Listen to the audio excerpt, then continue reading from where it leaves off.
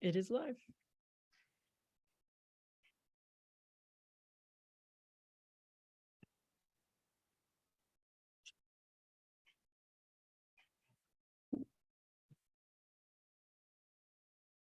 Zoe, I think you're on mute.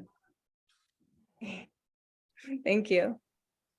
Welcome, everyone. I'm Zoe Wild, founder and executive director of One Light Global, a humanitarian organization working with refugees and indigenous communities around the world. And I am so honored to be here with you today with Joa from Better Burma to host this live panel, Voices for Freedom, with 5 incredible revolutionaries from Myanmar who are each fighting the Tatmadaw in their own way, fighting for freedom for the people, for human rights, for all of us. So our aim today is to raise awareness about the crisis in Myanmar. It seems to be one that so many people are really just haven't heard about and that the media is not covering. And also to share with you a fundraiser that Better Burma and One Light Global have been raising funds for to build 9 refugee schools for Burmese children, and also to provide food, medicine, and water and other direct aid for 2,000 villagers in 2 villages that have been burned down repeatedly by the military. So we have Lily here to cover the technical. So if anyone has any questions or any we're hearing some background noises. So if you can mute yourself if you're not talking, you can put any questions in the chat box, and also she will provide the link to the fundraiser if you would like to contribute. Joa, would you like to begin by introducing Ashin Sarana?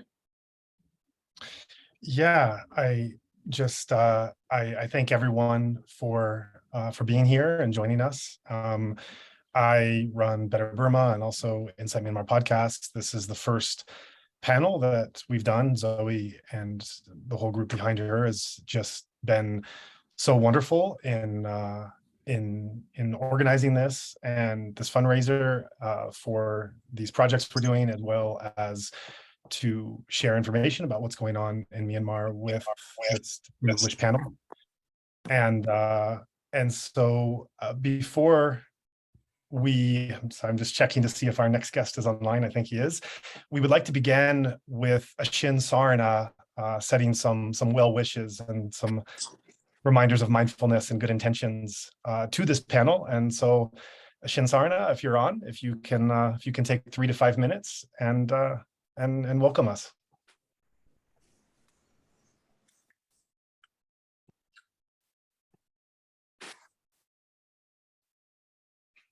Ashin's joining now. Okay, while we're waiting for him, I'll just mention that many years ago, in 2006 to 2008, I lived in Myanmar. And while I was there, witnessed the saffron uprising, saffron revolution. And so Joa has lived also in Myanmar for many more years than I did. And so this issue is just so close to our hearts. And we want to thank you so much for taking the time to turn your attention to this crisis. We know that there's so much going on in the world and it can feel really overwhelming. And it takes a lot of courage and compassion to continue turning towards the truth rather than away. So thank you again, everyone, for being here. And with that, I see that Ashin Sarana is on. Ashin Sarana, you missed my brief introduction.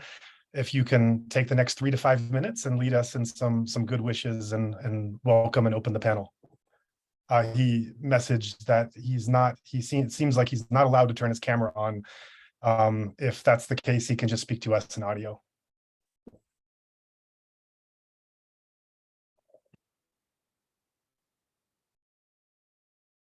I think you can give me the permission to turn on my camera, because it seems that you have prohibited in Zoom.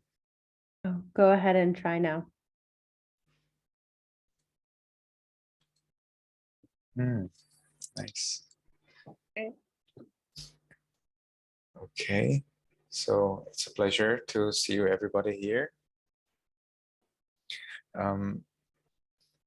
So Joa invited me to share with you the some of my encouragement for everyone here and for this meeting. I think it would be great if we consider not just the difficulties that we have in our lives, but also the difficulties of others all around the world, regardless of their race, religion, of their color, or any other differences. All of us deserve to be happy. All of us deserve to be in peace. So I would like to thank and encourage everyone here that you're coming here, that you're joining us in this attempt, in this effort, in this great endeavor and hard work to provide peace for everyone, regardless of their beliefs or of their physical or mental differences. So I would like to invite everyone for 2 minutes silence in which we can wish, in which we can allow, permit. Sometimes it's difficult to allow or permit others to enjoy at least as much peace, at least as much comfort, at least as much health and happiness that we have right now. We have clothes, we have a roof above our head, we get food to eat. We do not have people coming into our houses and threatening us with harm. So those are things that we right now have. We just have to accept that very fact and allow that everyone in this world has it too. Just like we want to have these things, just like we wish that these things are the commonplace, obvious, everyday thing, we need to train ourselves in allowing, permitting, wishing everyone else to also find these things to be their commonplace, to be the obvious thing for them. Unfortunately, many people in this world find these things, that means having clothes on their bodies, having a roof above their head, having food every day, to be a luxury. So let's take 2 minutes to wish to allow all living beings in this world. Maybe search not only those who you find it easy to get these, but also think of those who you find it difficult. Who are those beings who you think do not deserve these? Well, then they may think that you or those who you love do not deserve these, right? So we need to start with ourselves and dedicate ourselves to the universal permission for happiness for everyone.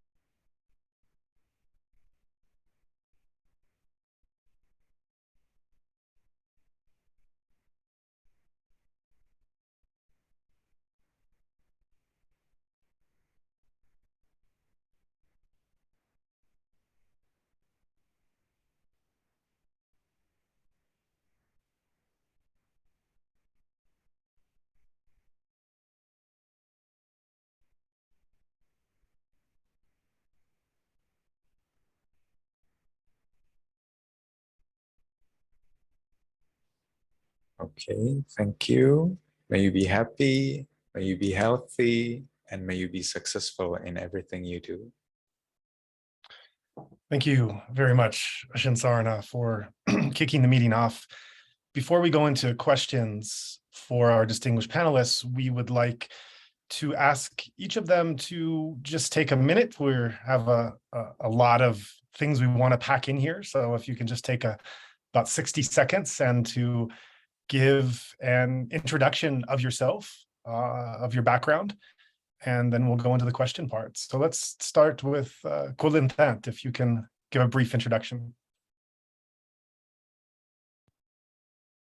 Mingalawa, thank you very much for joining this meeting, everybody.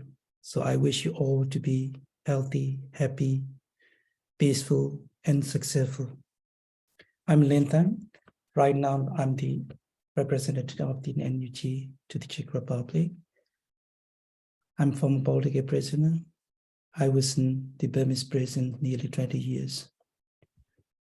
Over 30 years ago, I was sentenced to death, and I was in the death row nearly 8 years.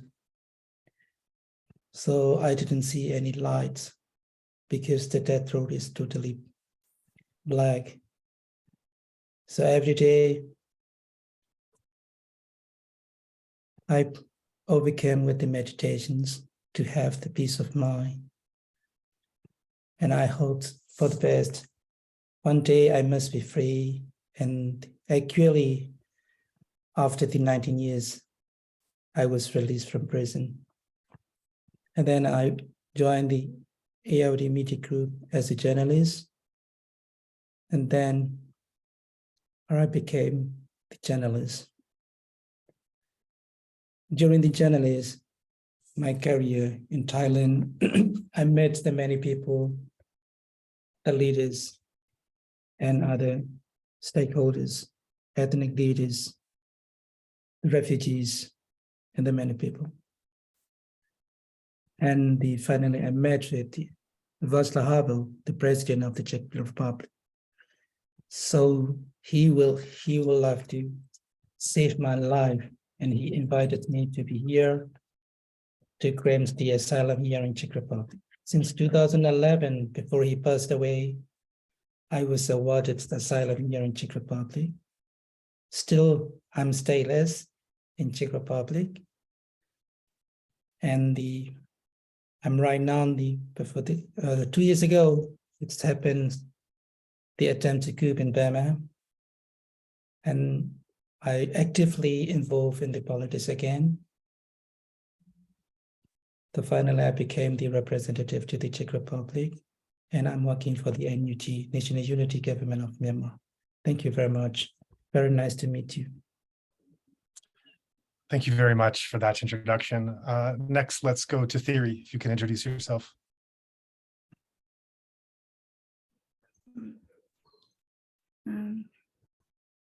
Hello, Mingalaba. So good evening, everyone who are in the western part of the world.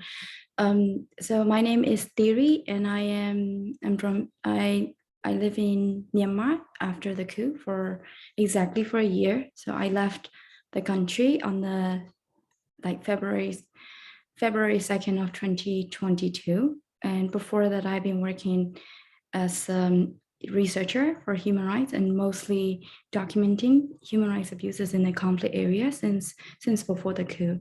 I also work with the international media and reporting about the civil and political rights, broader spectrum of rights issue and media in Myanmar. Really nice meeting you all, and thank you for giving your time to listen to our stories and our life. Thank you so much. Thank you.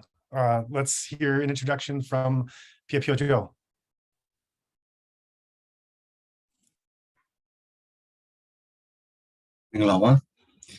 Hi everyone, good morning, because it's morning here. And I'm Dr. Pyo and from Myanmar, and I'm a gay doctor. And yeah, as you know, as a gay man growing in Myanmar, I have a lot to struggle, even before the coup. So after the coup, I went to the Korean IDP camps and worked there for a year together with the refugees.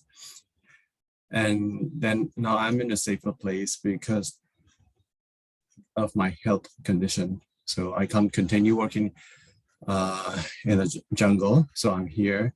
And right now I'm still working on, I'm still doing teleconsultations, and I do fundraising for the IDP camps. And I'm still fighting for our LGBT rights. Thank you so very much. Thank you. Let's hear from Matida. Minglawa, thank you so much for joining us.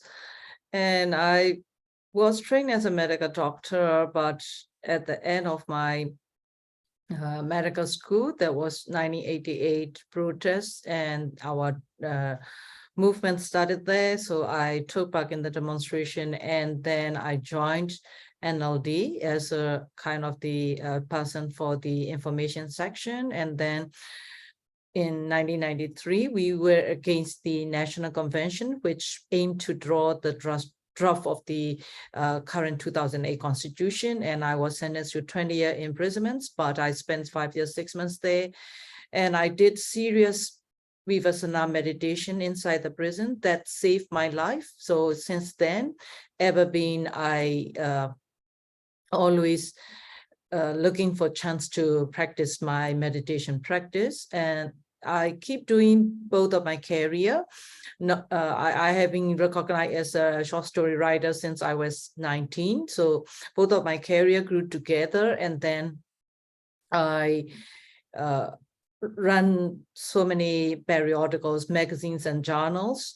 And I also work as a practicing surgeon at Muslim-free hospitals for so long. And then to make it short, I now chairing the Writer in Prison Committee of PAN International. I left my country last year, but I keep my status as a Myanmar citizen, and I was joining the Southeast Asia Studies at Yale University, and then I was now, I'm currently under the Writer in Residency program in Europe, and I keep doing my work as a writer, journalist, and then the kind of the human rights advocate / activist. Thank you. Thank you for that. And let's finish with an introduction from the artist Bart Was Not Here. Am I unmuted? Okay, perfect.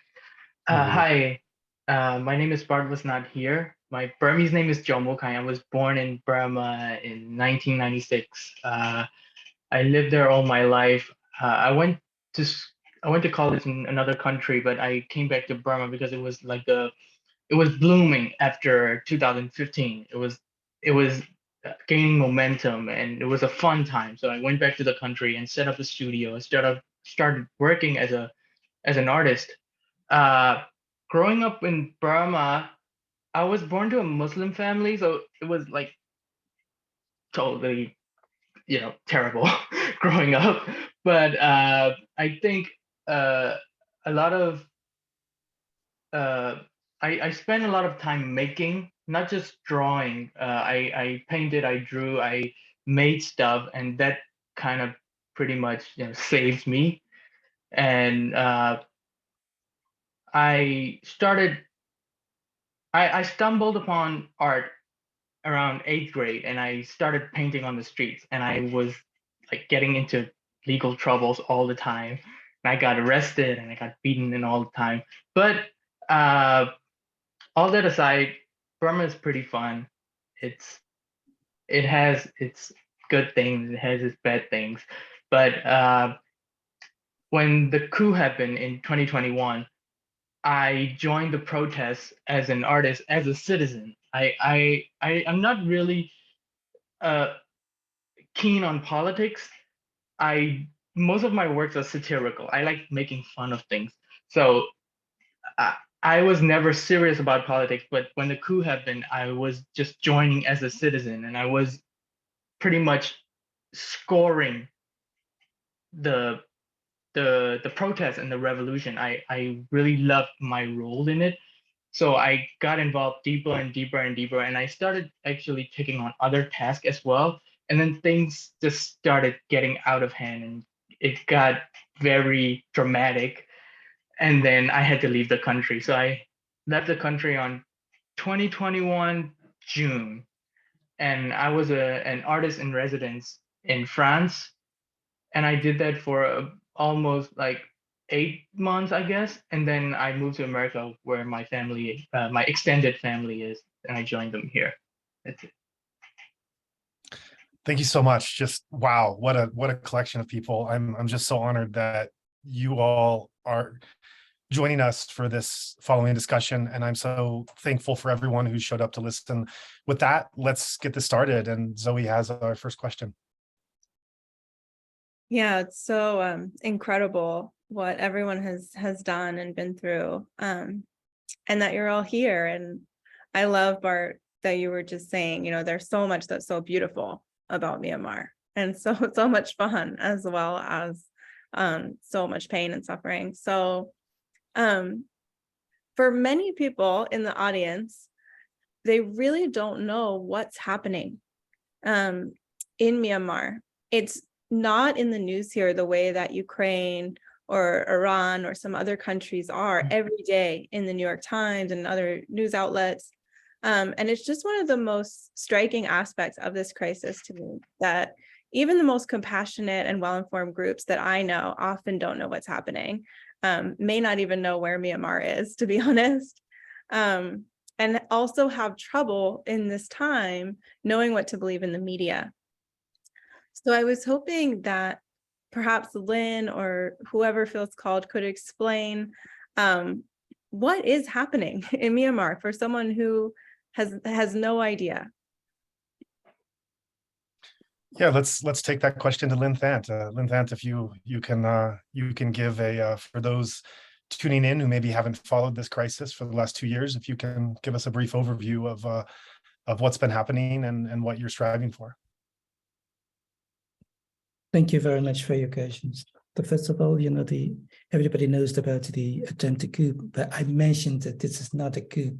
This is the attempted coup, because all of the populations in Myanmar, they don't accept the military rule and their attempted coup. Still, they cannot rule the country across the country. But the very first day in Myanmar, the people, they feel it, they are willing, their votes were rejected, and they very peacefully protested against the military rule, military attempted coup in Burma, very peacefully. But they got back to, brutally attacked to the peaceful demonstrators, protesters. And then the people, they feel it, they have to protect their lives by themselves. So till now, there are over the 2,500 over being killed. This is just only, we have the valid documents and valid informations, but we've got another informations and reports that over the 6,000 people have been killed in Burma. Because many of the victims, we didn't find out. We cannot find out who are they and who are they, because they secretly killed the people, especially activists, artists, and the leaders, some community leaders, and religious members. Across the country right now, they detain and arrested over the 13,000 people. Most of them as activists and civilians and Generation Zs. We call it Gen Zs. And on the other hand, they brutally crack down to the peaceful demonstration. But on the other hand, the people still peacefully protesting against the military rule. Some areas in Burma, including, the Zagai and Magway divisions. How Burmese peoples love the peace. Still now, they are still peacefully protesting against the military rule. And they don't accept the military as the military. Our people are determined, to fight for the freedom as much as they can. The devoted, they have to win, they must win. But finally, there are people, they feel it, the military is a terrorist again.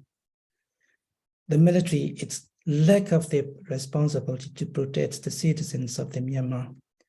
The military itself, killing, looting, arresting, torturing its own people, its own citizens, its own, residents. That's when the people of Myanmar, they feel it's them. We don't have the military. The military is just only terrorist group. There are over 20 townships, over the, thousands of the houses are burned. The last year, you remember that Christmas Eve in the Granny State, over the 48 people, including the young children and infants, were being killed, burned to death. Two of the, the Save Myanmar children, servants, also being burned to kill. International communities, they just only listen and they just only hear some part of the voices from Myanmar, but they don't hear, they cannot hear every part of the voice of the Myanmar. This floor is a very good opportunity for us. Our people voices can be heard by the international community. So we in Burma, so feeling that, this is the revolution. We, the people of Myanmar, lives matters. We have the right to defend ourselves. We have the right to live our life peacefully and securely. That's why people, they decided to make it revolutions. We have right now over the 360 battalions. We call it the PDF and other local PDF in Burma. They are fighting against the terrorist military group to have the freedom, to have the peace, to have the sustainable security in Myanmar. Unfortunately, our revolution is running on ourselves, especially fundings. It depends on only Burmese people and the diasporas in Burma, across the country, across the globe. We don't have any international physical support yet. We have the political support from international governments. The Burmese people, they feel it, they don't want to get any statements, concerning statements. They just want to have physical assistance, especially humanitarian crisis, humanitarian assistance. But the Myanmar military, we call it the terrorist military. They misuse the international aids as their weaponizations. So, but the international, they just know that they donated to some organizations to have the humanitarian crisis. But these aids are going to the military funds. Some international investments and also international support to Myanmar is going to the military to do the terrorist task and acts.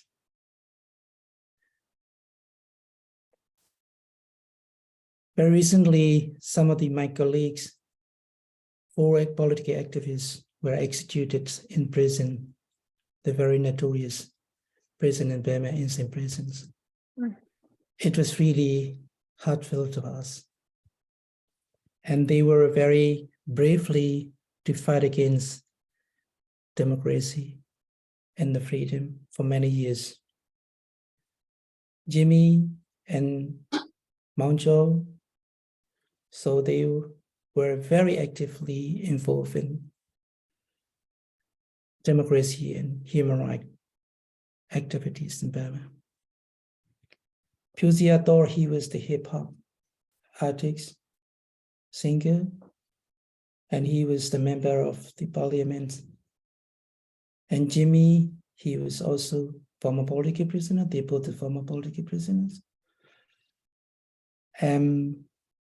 Very secretly, and they were executed. It was really sad to us. On the other hand, another, the political prisoners and activists who were sentenced to death are very concerning to be executed. A few weeks ago, we've got some very bad news from Burma. The 7 university students, they could be executed.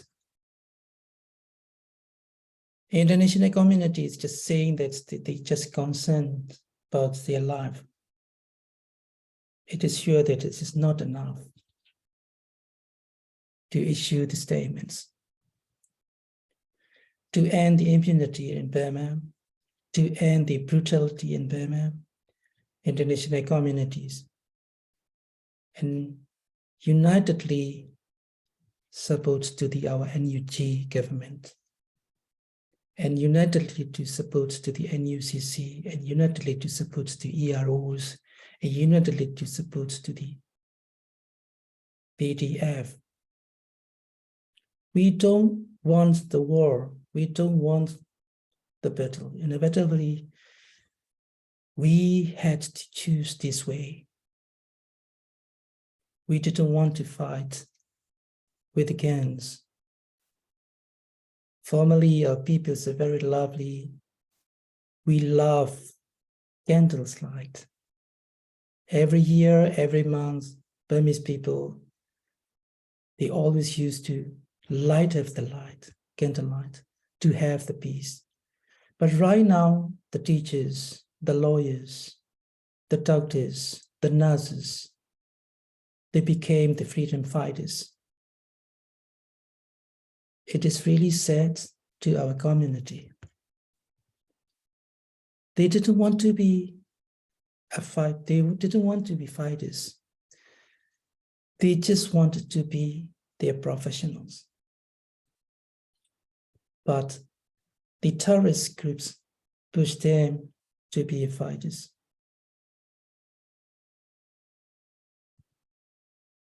Especially international community just mentioned it. Burma is in the dark age, but they should try to support the people of Myanmar actively, effectively. It will be very useful for the people of Myanmar to end the brutality, to end the military dictatorship in Burma. Thank you very much. Thank you. I'm so sorry to hear about your colleagues and the many people that have died. And I'm curious, why do you think it is that the international community doesn't respond in the same way they have to other crises around the world?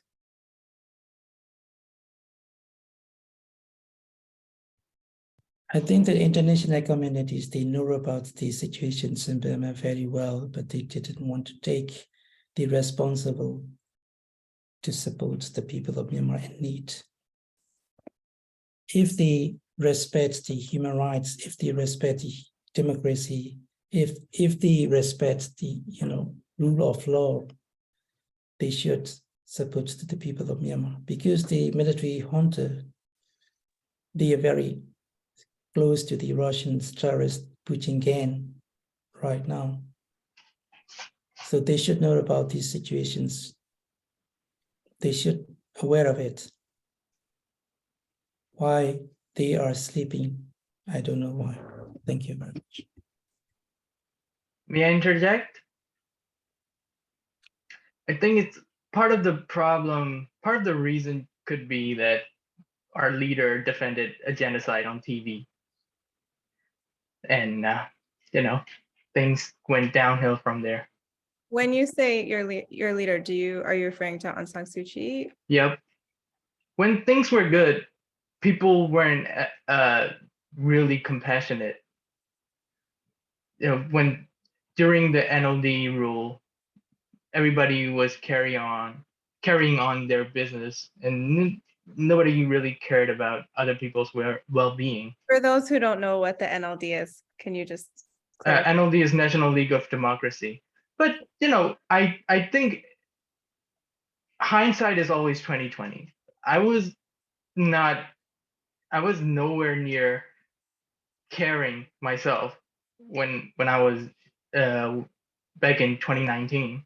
I was just doing my job as an artist. So it's a lot of moving parts involved. That's just what I think. Thank you. I see Matida has her hand up, and that was also a perfect segue to Joa's next question. So I'll let Joa take it from here. Sure. Actually, I have a question for Theory, but on this topic. But before we go there, Mathida, you have something to say. Yeah, I just want to mention about, the problem, the challenge is not just for us, but also for the whole world. It's directly related to the right to information. We having gone through 5 decades of the censorship.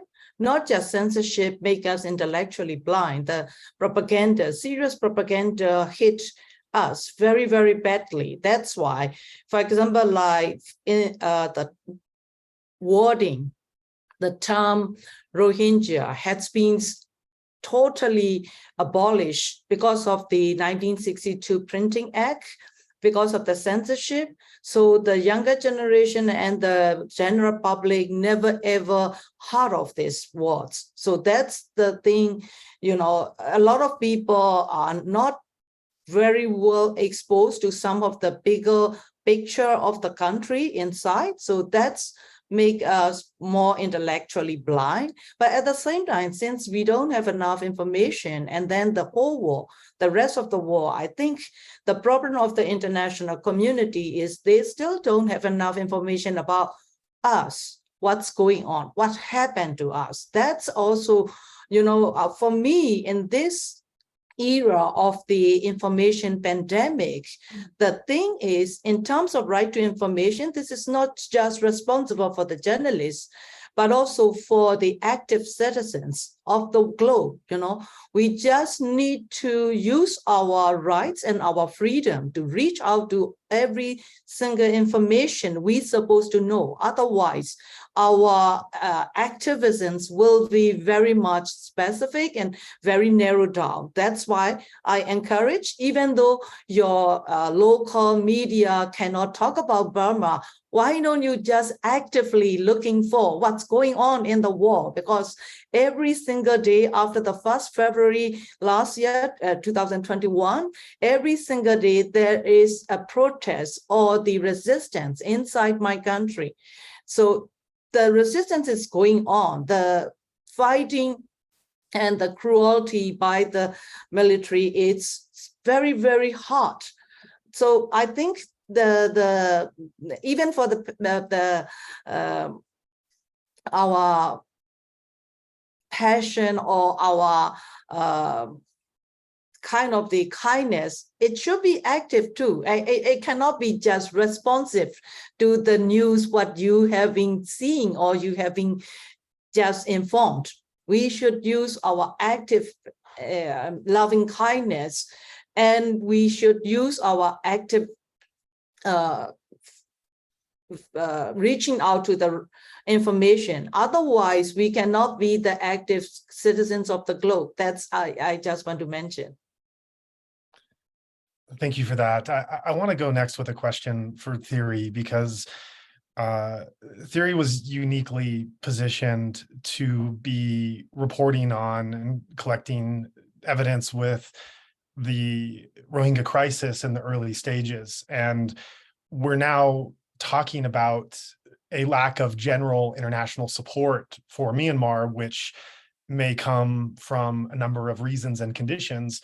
One of those that we heard just today, and that we've heard from many in the international community, is that they are confused, to put it mildly, and greatly upset and disturbed by what happened with the Rohingya crisis, and don't understand exactly how that relates to what's going on today. And that has made some paralysis or hesitation in the kind of support that's seen.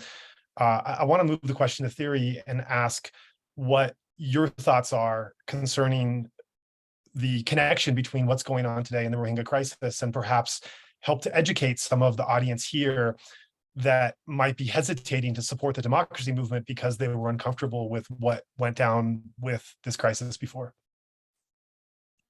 Thank you, Joel, for your questions. And also, like my other fellow panelists has addressed, like explaining about the country. So before going to the Rohingyas, genocide against Rohingyas, I would like to just briefly wrap up what's happening in Myanmar and what has been happening in Myanmar.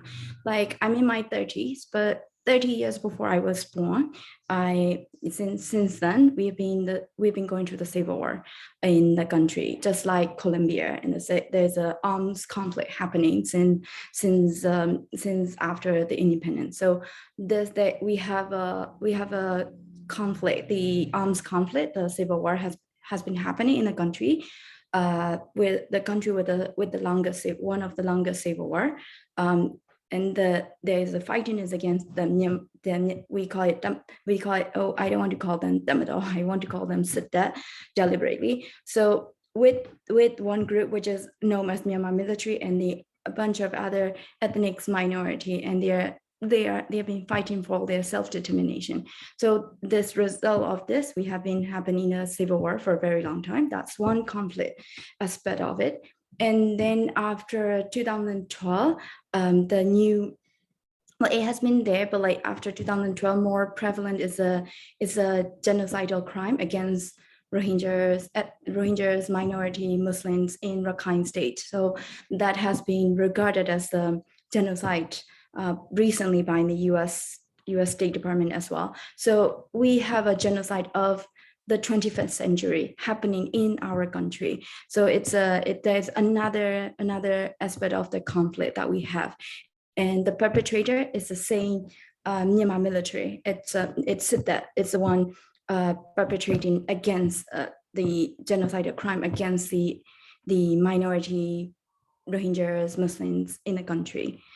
And then in 2021, in 2020, we voted in the election, but then the same military, the same Siddha were not satisfied with the voting result, and then our vote was stolen, and they staged a coup in process. I was like, the ambassador Linton said, this is a coup, but it's more like attempted coup, because the coup is not finished yet, because we are still resisting every day and people are still resisting. So the military is not in control of the country yet. That's why I would name it as a coup in process. It's not finished. That's why we're still fighting. We're talking about this. So all these things are the same.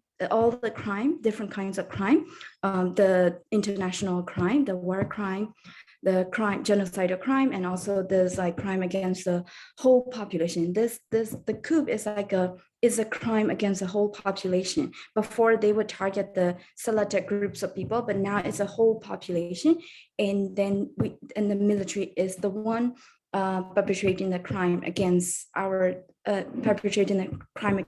us, and then also threatening the life and safety of individual people in the country. So not to be confused with the why we should support Myanmar while you guys publicly deny the suffering of the Rohingya, which is actually it's a very ugly and very sad history that we have to carry on.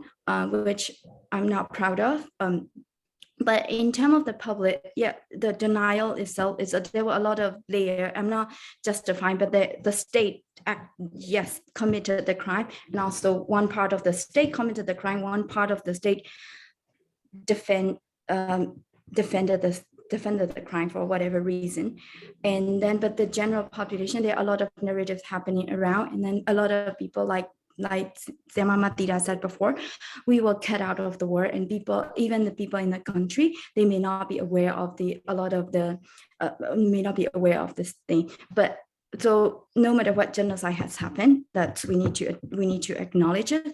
But the thing is, the same perpetrator happening, and if we keep the perpetrator in that place, the violation will be from one group to another. So they are the one causing all the violence against Rohingyas, and they are the one committed the genocide. So if you don't want to step in with our if you're reluctant to, I understand your hesitancy in supporting Myanmar, but this is the same military. If we don't push out, we won't be able to get the justice for Rohingya or justice for anyone else. So not to be confused, this is a chance for all of us to push out of the military, who is the major source of terror, and who is that the institution that is enjoining the culture of impunity for many years, even before we were born. So this is a chance, like, for all of us to push the bad guy out of the space. So that's why we should be supported, and we deserve to live. We should be supported not because we are the pathetic little people from the conflict setting. No, we deserve to live with dignity, everyone, including Rohingyas. So that's why you should help us to, you shouldn't save us, but you should help us to push that bad guy out so that we can have our own future with safety and security and with dignity in our daily life. So that's what I want to address. Bart, did you have something to add? Yeah, to summarize what Matiri was saying, when the country the first coup happened in the 60s, and from that point on, the military has been in power. So who killed the students in 1988? The same military. Who killed the people in 1996? The military. Who killed the monks in 2007? The military. Who kept us blind, isolated from the world, not even knowing to have the audacity to ask for our basic rights? The military. Who made the people racist? The military, through religious propaganda. Who killed the Rohingya? The military.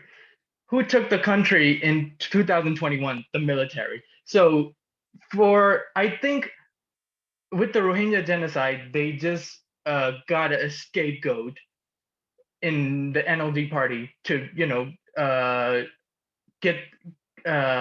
take the blame for everything they did. And that's when things got complicated. And for me, 2015 to 2020 was the medicine. It's a pain med. It's not fighting cancer. So the military is a cancer, and we were not fighting the cancer. We were just using painkiller for 5 years to ease the pain. And the cancer returned in 2021, and now we're actively fighting. All my friends are in jail, friends are dead. Some people I know gone. Some people I know I don't even have contact anymore. And some people I knew way before the coup who were in the art scene, who were poets, who were becoming curators, they're in jungle with army fatigue on, all camoed out with weapons. They're like 16, 18, 20 fighting the military with fighter jets and, Russian bombs. And yeah, it's basically a case of cancer.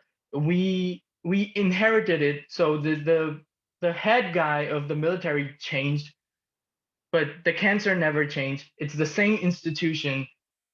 So much so that when I hate the color green at this point. It always triggers them strutting down in their uniform and things like that. So it's a process of curing cancer, what's happening in our country. Thank you for that. I want to move the next question to Pio Joe.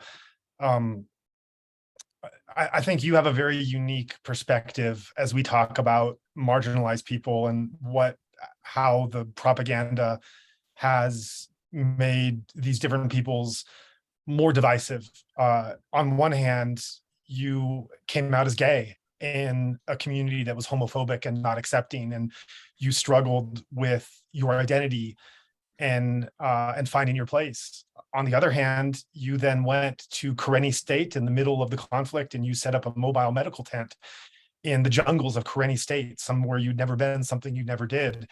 And through doing this, you saw, as we talked about in our podcast interview together, you realized that as a Bamar, you were privileged in ways that these Karenni were not, and you felt guilty. You expressed guilt and sorrow that you had not used your position as a Bamar in urban society to speak on behalf of the Karenni. So you've been on both sides of this marginalization. So I'm wondering if you can speak to the experience of marginalization in Myanmar, how it came about, your own personal experience, and what you're trying to build now in a future Myanmar.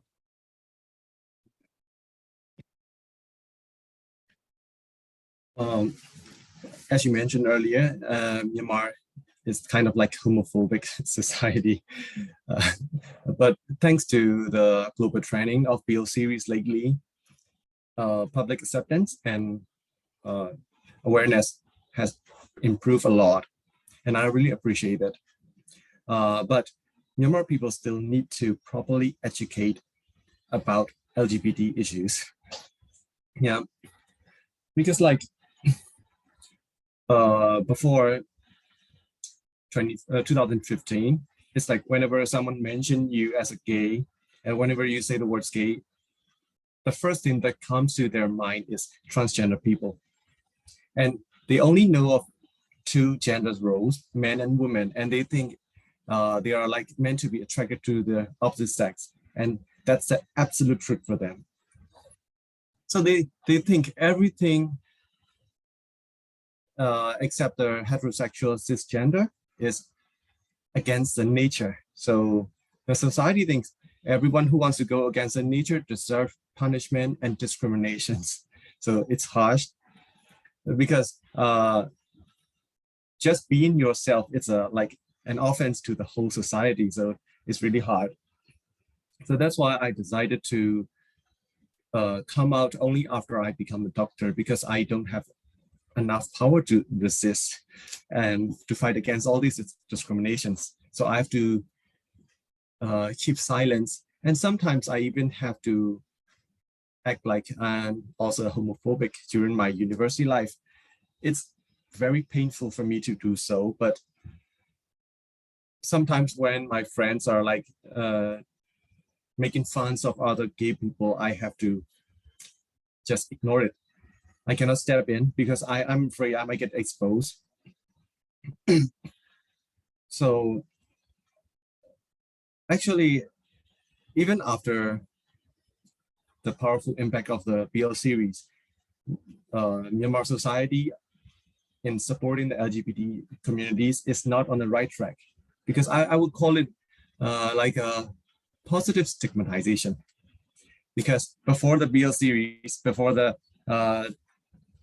2015, when we have access to the internet and all these knowledge about the LGBTs, they stigmatize as us like as someone who committed sins in the past life, or someone who's doing someone who's making a sin, or like when we say we're gay, and they thought that we will be automatically infected with HIV. So, and there's even discriminations when it comes to the professions, because the most common professions that they think we should do is like makeup artists or designers or maybe comedians, because they think we shouldn't be allowed to be a doctor or a teacher or politicians, because these professions are they think honorable or have a lot of influence on other people. So they think our homosexuality might be infectious to other people. So you can see a lot of discriminations here, discrimination against LGBTQ people, and discrimination against the profession, and discrimination against the HIV, people suffering from HIV. So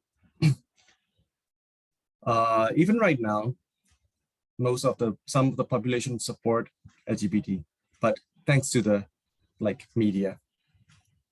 But it only covers those good-looking gay people. Everyone else, like transgender or bisexual, everyone else under the spectrum of our rainbow are still forgotten and still under discriminations. So we need to implement the right concept at this moment, because we have to start from zero. We have to start from absolutely nothing. So we can implement it into the foundation, I think. That's why I decided to join the anti-coup movement, because that's why I decided to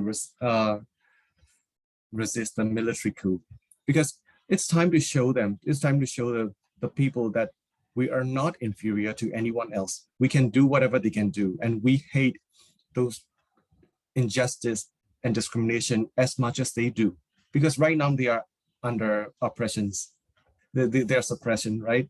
Because right now they are suffering from injustice. So we understand how they feel, because we have been under this for our whole life. So now I think they will learn that what are the human rights, or what are our rights, and everyone has to fight for their rights. Now they understand it, I think.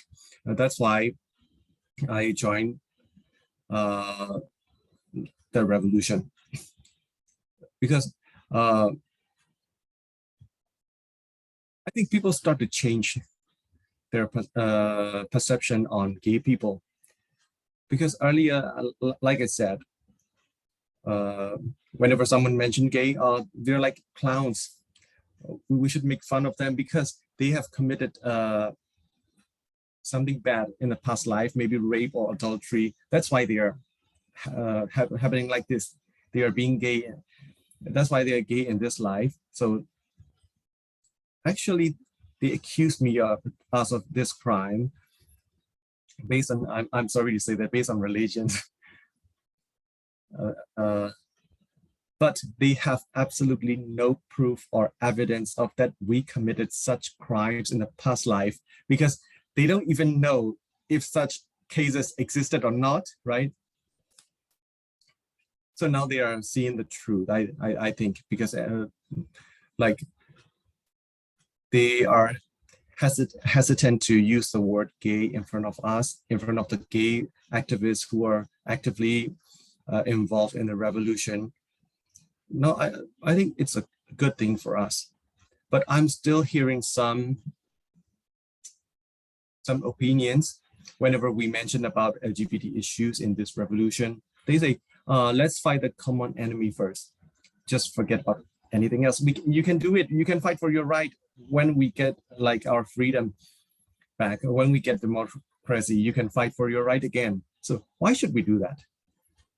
Because we are now fighting for our rights. Why not fight for our LGBT rights, right? So that's one of the issues that worries me most, because I'm afraid we might get backstabbed when we get the democracy. So it's very important to implement the right concept at this moment. And sometimes it's very important to educate people, because when I was in Karenni state, I noticed that Karenni people have very little knowledge on gays, because they think gay doesn't even exist.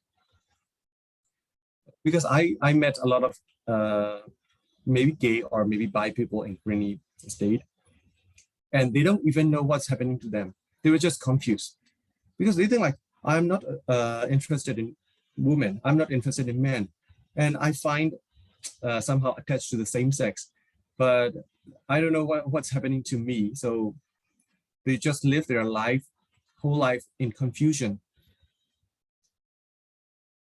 So when I talk about LGBT issues in Karenni state, they said such thing even exists. Are we allowed to love? Can we love someone of our same sex? So sometimes they are not homophobic. They just don't know, but they just don't have the right knowledge. So these people are mostly under stress because they think this is something that they shouldn't be doing, because if they show affections to someone of the same sex, the whole society will abandon them. Everyone will make love of them. So they have to hide and suppress their own emotions. So actually, it's very hard for the people living in the Karenni state, especially because they are in a war, under the heavy strikes of the military, and they are also under the pressure and the stress coming from their sexual orientation. So it's not a good sign. And I'm sorry, what's your question again? I get lost. No, I think you answered it. I think the only last part of it was just you referenced coming out as gay in Burmese society, but then on the other hand, in our podcast interview, you talked about identifying your privilege as Lamar in Karenni society. So on the other side of that marginalization and the remorse you felt that you didn't know the conditions they lived under and you didn't do more. So maybe you can speak to that. Yeah, I see. Because when I first went to the Karenni state, I was really surprised because some of the Karenni people do not feel like that they are in Myanmar. See, because whenever they mention about us, they say Pamapi, someone from Myanmar and someone from Karenni, because they do not feel like they are from Myanmar. And they have a lot of reasons to do so, because like there is a hydropower plant called Lopita in Karenni state. And some of the electricity that we're using in the central plain of Myanmar comes from there. But the Karenni people were not allowed to use it. See, because along the way that we carry the electricity from the hydro plant to Rangoon or Mandalay, there's a lot of power line, and the military makes the villagers to guard those towers along the line, because if something's happened to this power line, it's their fault. They will be fined responsible. But those villagers has no electricity. They are not allowed to use it. So, and to prevent it, to prevent the villagers to prevent the power line from villagers, they even plant landmines at the base of the towers. So the villagers have to guard the tower, and they are not allowed to use it, and they are not allowed to go near it. So they ask the military to like put a fence around the tower so that everyone can know that there are landmines here, so that nobody can get hurt, and the military doesn't allow it. So some of the villagers suffer from the landmines. They lost their lambs, some lost their lives, and it was happening all the time, even between the 2015 and 2020, and we have no knowledge about it, like we did in the Rohingya crisis. See, because that's why I want to ask the whole world to give us support and to fight against the terrorist military, because we committed that mistake in Rohingya crisis. Because after 2021, I talked to the head of a NGO here, and when I asked for help, please help because our people are in danger, because the terrorist military is like looting and burning villages every day. So we need help. And he asked me, what were you doing during the Rohingya crisis? Why are you people silent? So it was such a huge blow to me. So I admit that we are really ignorant and it's our fault. So we should have spoken out, and we should have raised awareness, and we should have done something for them. But that's a mistake that we committed. So I don't want the world to follow our steps and do the same mistakes again. Because if you keep silence, and if you allow the military to grow and to gain power, you will be doing what we did in the Rohingya crisis, right? So the Ukrainian people hate Myanmar so much because most of the Myanmar they see are like military soldiers. So they think Myanmar is someone who comes to colonize their land and like use violence to rule them. So they say, when I was in the camp, they somehow didn't notice that I'm half Myanmar. So they say, don't worry, sir. If the Myanmar comes, I will fight them to death. I will keep you safe. So I told them I'm also partly Myanmar. And my boyfriend, who came together into the jungle, is like purely Burmese. So I told them he is also Myanmar. So you have to know that not all Myanmar are bad. See, even Myanmar in the Central Plain, like in big cities, are also under the military rule, and their villages are now being burned, and they're being killed. And also my friends who are medical professionals are also in jail, and or some are even shot to death during protests. So you have to know that it's not Myanmar, it's the military. You have to address the right enemy. So like really. So, but later, many Myanmar people joined the EROs and joined the PDF trainings or like something like that, and they came to the Ukrainian state and worked together. And that's when they began to realize that not all Myanmar are bad. It's just the military. They know that. And there are also some people say that you can find gay or like LGBT people most in the medical profession, and it's partly true in Myanmar. So a lot of the volunteers coming to work in the jungle are like gays or lesbian, bisexual or something. So they begin to realize that, oh, not being gay is not that bad. Because we think being gay is like, it's over. When someone's gay, his life is over. He will never get back into the society, or he will never contribute to the society, and he's totally worthless. It's not, right? Because a volunteer from my camp, she is also a Ukrainian native, and she said, before meeting us or before meeting other people, LGBT people who are involved in the revolution, he used to pray to the God that if I have a child, please make him straight, because I don't want to be the mother of a gay. It's a shame. But she admits that after staying with us for a few months, she realized that being gay is not that bad. It's just a choice. It's just a difference. Thank you so much, Pepio, for so eloquently speaking to the challenges of so many different minorities and the complexity of the oppression in Myanmar. And I'm curious, Matida, I can't see you, but if you're here, I was hoping that you could actually speak to this, add to this. I think it's becoming easier for people all over the world, and even here in America, to imagine a reality where our government was taken over by military, and to begin, and that we're beginning to see so many levels of oppression, even here in our own country, and in so many countries around the world, and so many things you just spoke to, Pepio Joe, resonate. You know, we have indigenous communities here in the US that so much of our energy sources come from them, our water comes from them, and they're not even allowed access to it.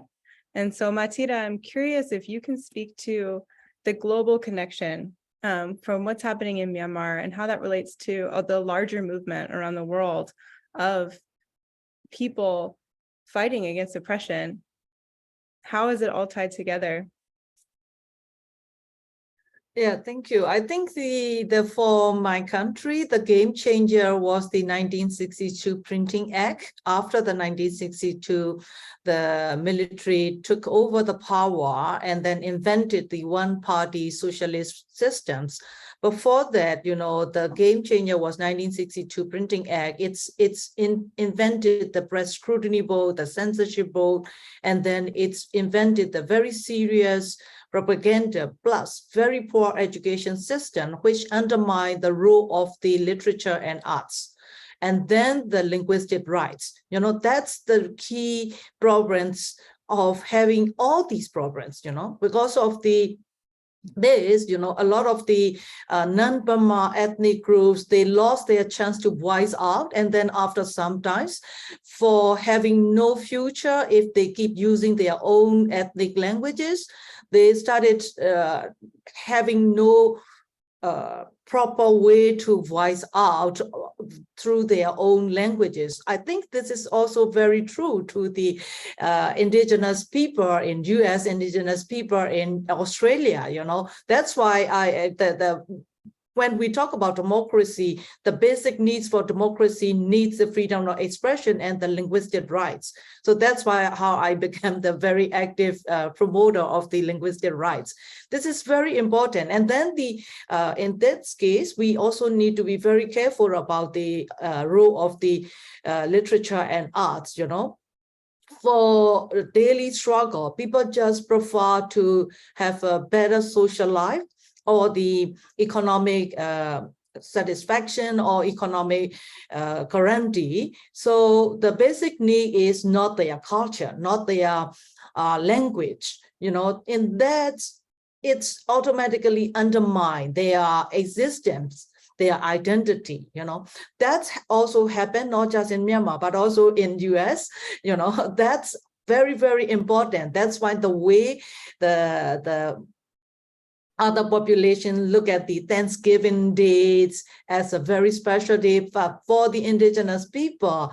It's very painful for them to accept, you know.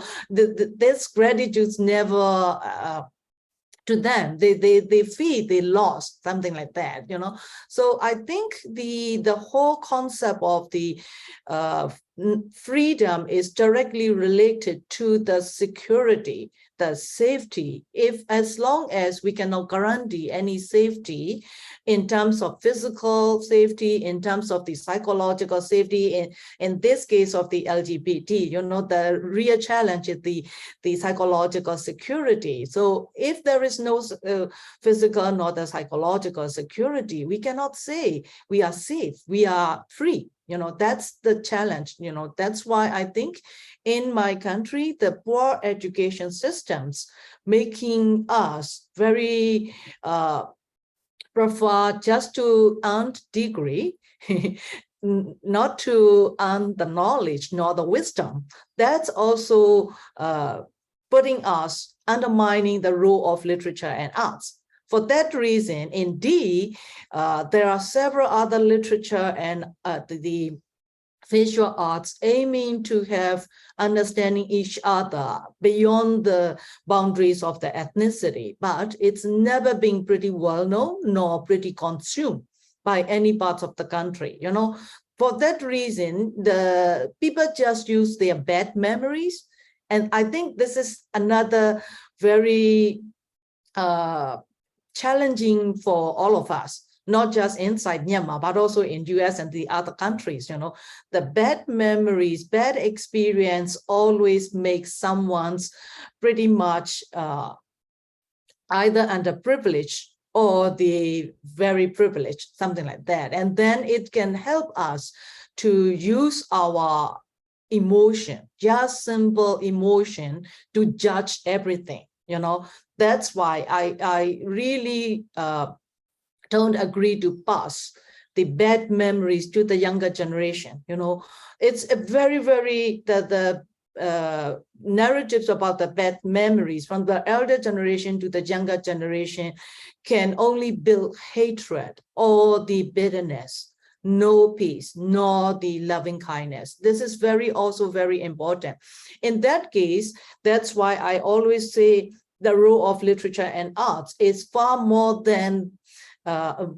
important than the press freedom. Press freedom itself cannot guarantee, because we have been very exposed to the information. The whole world is sitting on the pot of the information pandemic. But what we have missed is the proper knowledge and the proper wisdom. We have been very easily tackled and handled by the AI, the artificial intelligence, and then we lost our own intelligence because we need to match with our own experience and the information in order to have a good knowledge and the better wisdom.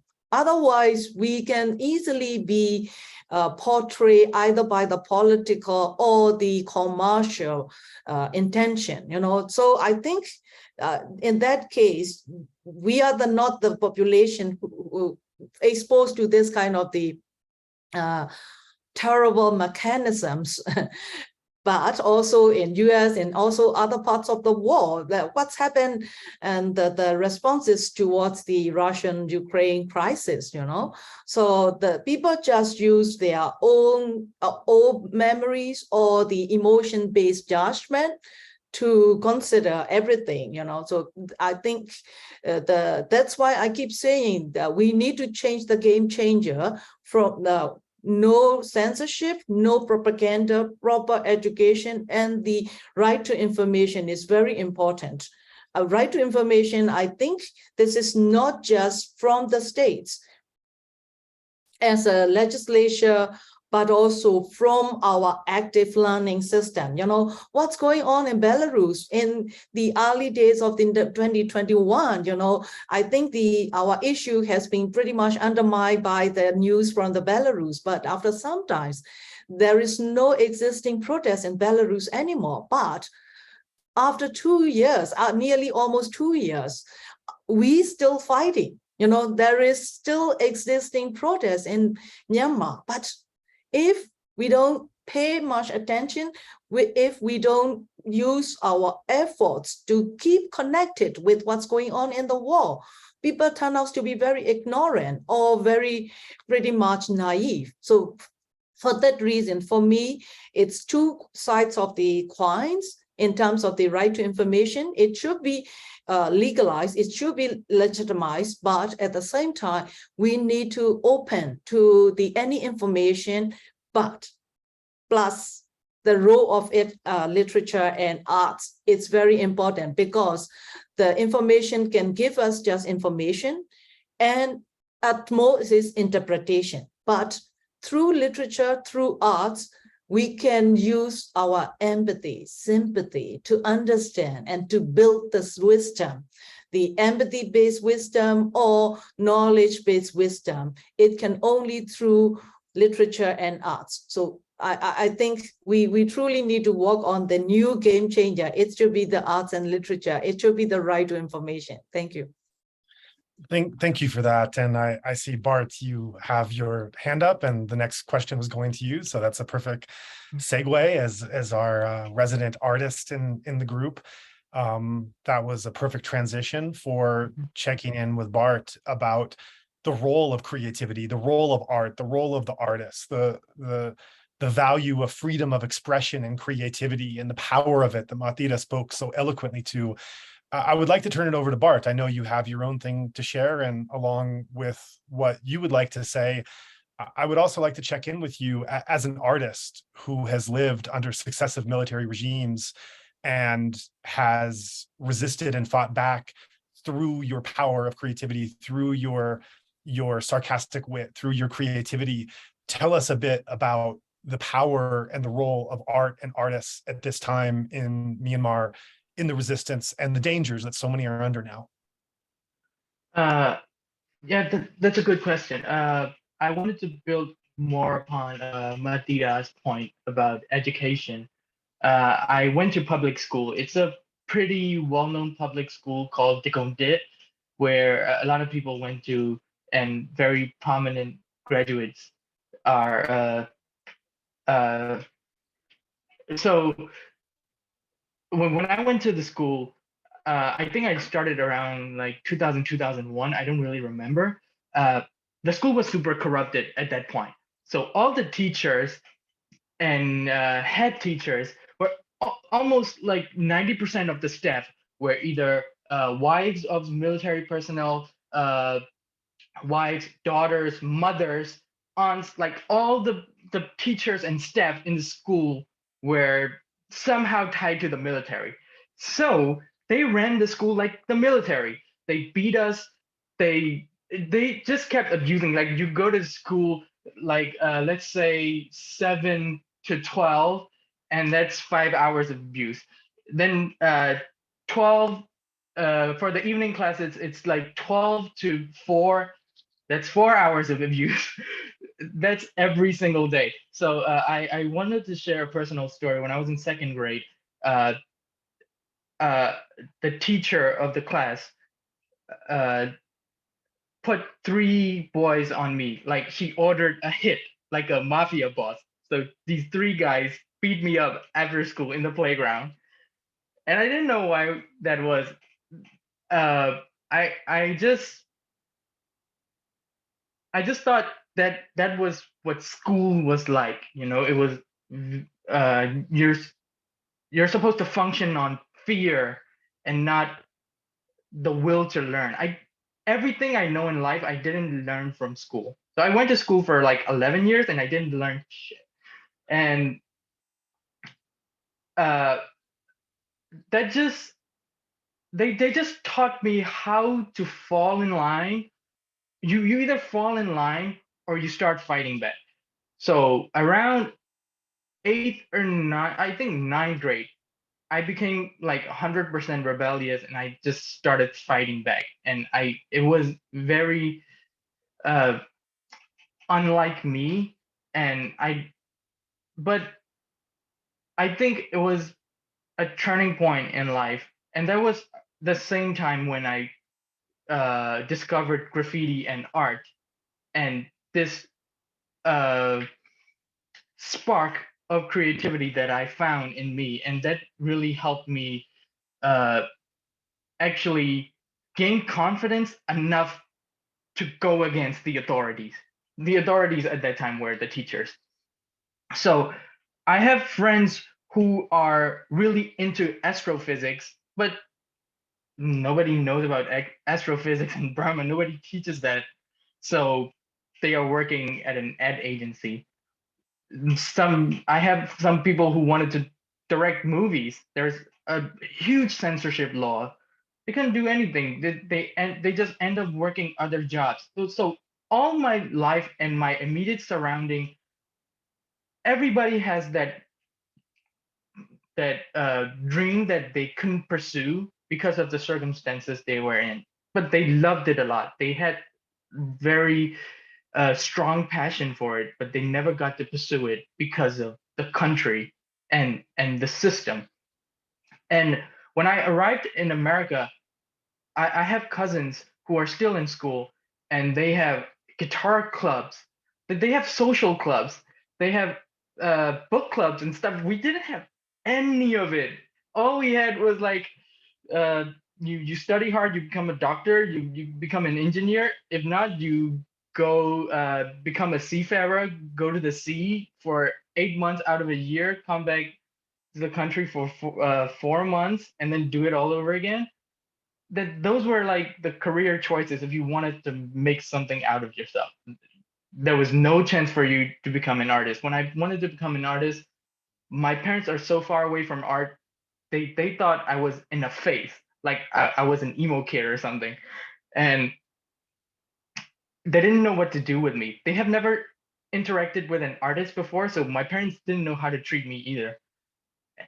It was just a gumbo of mishaps and things going wrong in all positions. And that was one of the reasons I participated in the protest as well. I just wanted the education to be better. I had really strong hope in 2015 when they started changing the curriculums at school. And I remember visiting my school just to go to the cafeteria. Our school cafeteria is good. That's like the only good thing about my high school, the cafeteria. The food is good, but the rest is shit. So I went back to school to visit, and I met this old teacher who used to be my teacher, and she was saying hi to me, and she was complaining like, we cannot hit these kids anymore. Back in your days, we could hit everyone and nobody complained. Now we cannot even touch these kids, and they start crying and they start complaining. I was like, serve you right, bitch. But you know, that's how it is, and people hurt people. So it's a cycle of people hurting people, and in turn these kids hurting other people as well. And I was very fortunate to discover graffiti and pop culture and watch movies and read books and just be surrounded by culture at a very young age, because not a lot of people can even speak English, and that's pretty much a key to the world if you want to use it correctly. And they didn't get a chance because we don't teach good English. We don't teach any other language properly. Don't even teach history right. So if you go to school, the only thing you learn is how to fear your higher up. And that's the story of Burmese education. Like they were conditioning you to fear so that you become a scared little rabbit when you grow up and go serve your military overlord. Yeah, that's the gist of the education system in Burma. And about art, I think art in Burma is very special because most of the artists find loopholes, and we're very good at it. I think Burmese people in general are very good at finding loopholes. So it shows up a lot in Burmese artists, and the Burmese artists have this like very good resilience and this light. I think even if their work are dark or desolate or something like that, they still have this take that's pretty much unique from most of the things that you will come across, and that's what makes Burmese art very unique. I know my description is very uh, broad, but I think you have to see it and experience it yourself to understand it. But one really good thing in the culture that Burmese people or the Burmese citizens in general that have inherited is a sense of humor, and it shows up in literature, it shows up in music, in lyricism, it shows up in poems at times. I certainly work with humor in my art as well, because it's so much messed up things around us, and it's so much darkness and disparity around us. We just can't help but make fun of it and laugh at it in its face, so that it brightens things up a little bit and makes the weight a little bit lighter. And some of the disparities are so ridiculous that you can't just help but laugh at it. Yeah.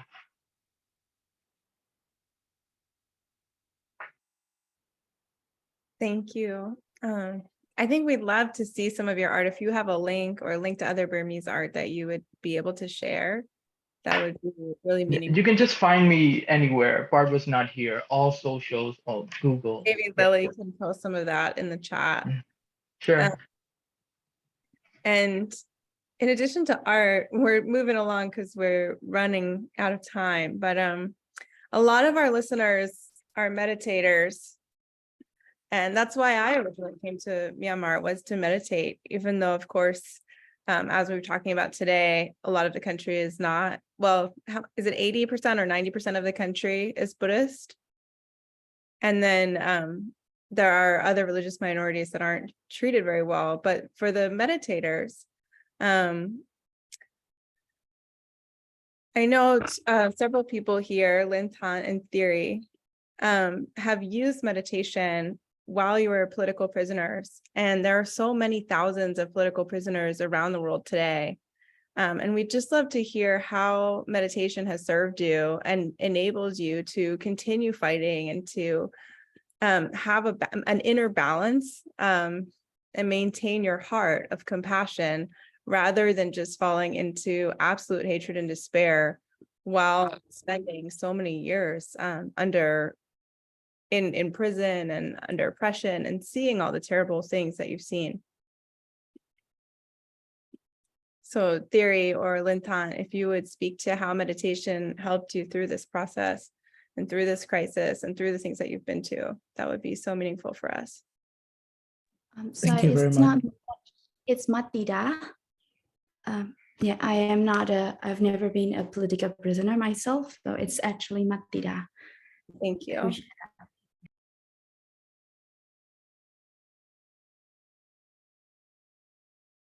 Okay, I think I will. Yeah, I did meditation up to 20 hours a day when I was in prison, and that helped me a lot. That's really make me save my life and change my personality. Before I was in prison, I was pretty aggressive person and as I was pretty young, you know. But after spending so much time doing the meditation, and I accept as it was, because in the past I was like a tomboy and I was almost like, you know, pretty much rebellious. But after that, I try to accept whatever it happens to me, but not in the way it's a kind of the being forced to accept it, you know, because I try to understand, and after the meditation, both bad and good things making me pretty much indifferent because it's won't permanent. You know, that basic concept after doing so many hours of meditation, the basic concept of the impermanence, sufferings, and the no soul or non-self is very much helpful me to keep going on.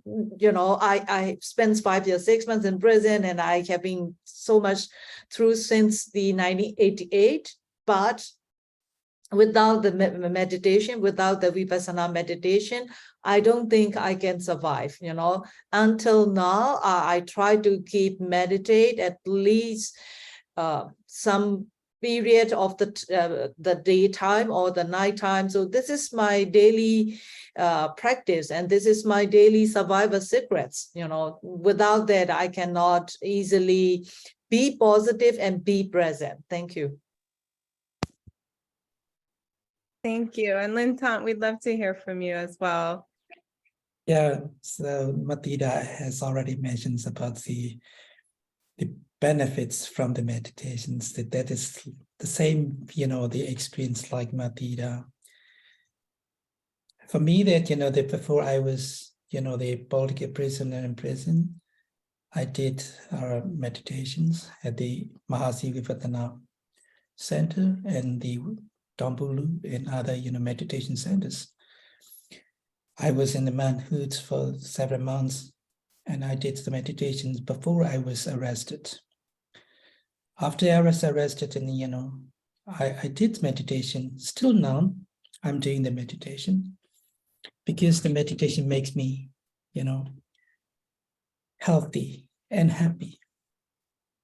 And it is like, you know, to pause all of my activities, thinkings, and that pause make me, you know, relax. Meditation is the best relax, the best medicines for me to have stability, to have the peace of mind.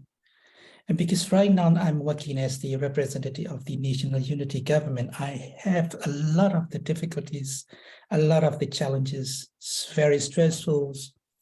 But, you know, the meditation make me fresh. Right now, you know, the meeting is, you know, at, you know, the 2 a.m. here in my brain. It is really early. But for me that, this is huge, I'm used to the, get up early morning every day. And after that, I will do the meditations. And this is really great. So because many of the people say thinking that, and saying that we love the justice. We hate the injustice. But we ourselves to forget to be practiced injustice. The people saying that, we don't like the bias, but we are very biased. For example, I believe that, I am the devoted Buddhist. We are combining of the mind and matter bodies. Every day we are feeding to our physical bodies, food and listening the music and something like that. But we forget to feed to our mental bodies. Meditation is the best food for the mental bodies. The more we have the food for our bodies, the physical bodies, we are stronger and stronger. But we forget to feed our mental body. That's why we felt that sometimes, stress and sometimes exhausted and a lot of, mental problems. If we feed our, mental bodies, our mental body will be strong and stronger and stronger. That is my experience. I want to share my experience to others. That's why if you love the justice, practice injustice in your bodies. If you love, freedom, you have to make it your bodies to be freedom. Meditation makes you feel free in mentally and bodily. When you meditate, you will get the freedom because you don't think of the past, you don't think of the future. While you meditate, you are at the present. That makes you feel peace, that it makes you feel fresh, and that makes you feel stronger and stronger and healthy. That's all what I want to share about, meditation, so very briefly. And but on the other hand, so many of the panelists, they are talking about their rights and the experience.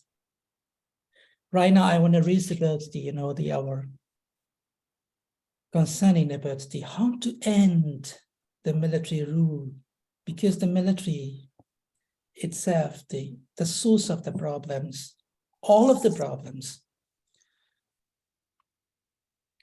So we have to end up the problems, because right now the people in Myanmar, they don't have any chance to have the meditations.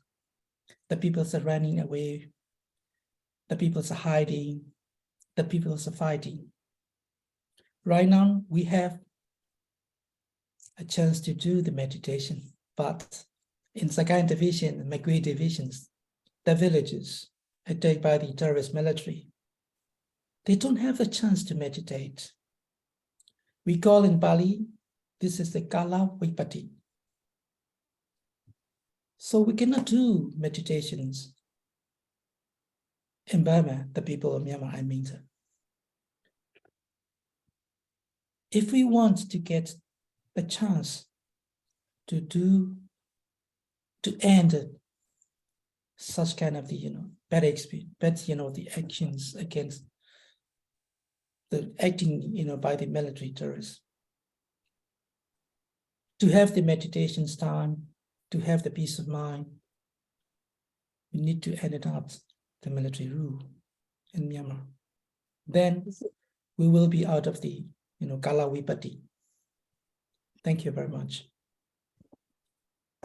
Thank you for that. We have one final question, and then we will be opening it up to the floor. Just what a wonderful panel of combining art and literature and meditation and democracy and all these marginalized people. So much has come up through here. I would like to ask a question to Theory. It's a two-part question. The first part is with how the Myanmar conflict has been covered in the outside world and media, what people have understood. If you can address what about the experience of being in Myanmar has not really been properly understood. We have a wide berth of listeners that are still on, that have stayed with us, and we're so appreciative. And if you could address what would you like to share about the lived experience of this conflict and the aspirations that that people are perhaps not understanding. And then the follow-up question with that, of the two-part question, what of the people that are listening now and maybe being inspired and moved and wanting to help, wanting to support, not necessarily knowing how, can you speak to what kind of support would be appreciated, how the international community and those on this call, what they can do after this session that can be of help to this movement? Yeah, sure. So the first part of the questions, it's so in the media portray, usually, like when you portray in the media, whatever is a conflict, like they think we are always like crying or like suffering, but that's not what it looks like in the daily life. We yeah, situation is really bad, but also like we have life. We are just like you guys. We even in the middle of all the heritage situation, we cry, we laughed and everything. But so that's like living experience. I'm from Yangon. My town has become the city has become a bunker city. The soldier are in there. We have bunkers in every other corners of the streets in Yangon, and they are. The guns are pointing towards us because getting ready, I don't know, even though we have no weapons or anything, but the soldier will be pointing guns to us. The soldier truck the green truck will be passing around town, holding, they will be like two people standing up front and two people standing towards the back, and then they will be pointing guns towards you, and then they would drive the other ways. And so like daily life, and they would check your phones and something. So having a mobile phone in Myanmar is a crime. Wearing all black or wearing masks, it's a crime. Or just being young, just because you're young people, you're not safe, because they think that when you're young, you're against the military. So the problem with the military is that they see everyone as the enemy.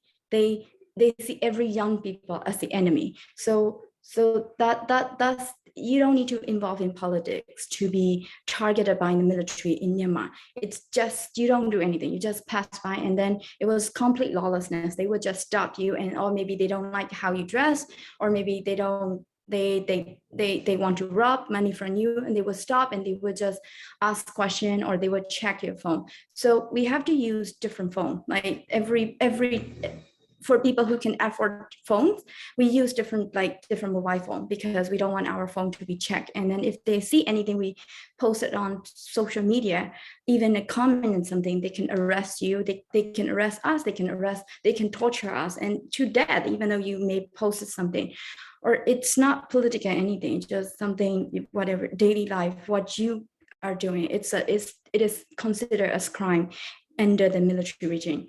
And also for people who don't have multiple phone, we will have to clear out everything just before we go. It's an extra work, and we cannot really sleep. The whole years I was in the country, I didn't fall asleep until 5 a.m. in the morning, because this is the nighttime knocking the door and the guest registration. They will come to the door and they will knock, and then we never know what will happen when we got arrested. Young people jump off the roof because they were afraid of being tortured and being killed in the prison. Because so there are a lot of, I don't even remember a lot of the daily life anymore, because every day is living with fears, and like it seems like forever, even though it was 2 years ago. A lot of memories, I don't remember a lot of the things. I only remember a lot, you know, all the feelings and stuff. So that's like for the media, what we have a lot of, we were on the international news for 2 months straight, in the international medias and something. But then the problem with, not only in Myanmar, the problem with the media reporting as well is that only when there's a peak conflict or peak issue, we will get a highlight. And once it is gone, it is shifted. The attention is shifted to another thing. But our life continue. Just because we don't appear in the media doesn't mean that our suffering ends. It's happening. And also you may see sometimes, you know, Burmese people who are either in exile, who are abroad, or who are in anywhere in Myanmar or something, we will be singing, or we will be like going and happy faces or something. And then people may not understand, oh, maybe the conflict is over, they look happy. But just because we're happy, just because we're celebrating certain or living our life, doesn't really discount our suffering. All of us are away from home. So we,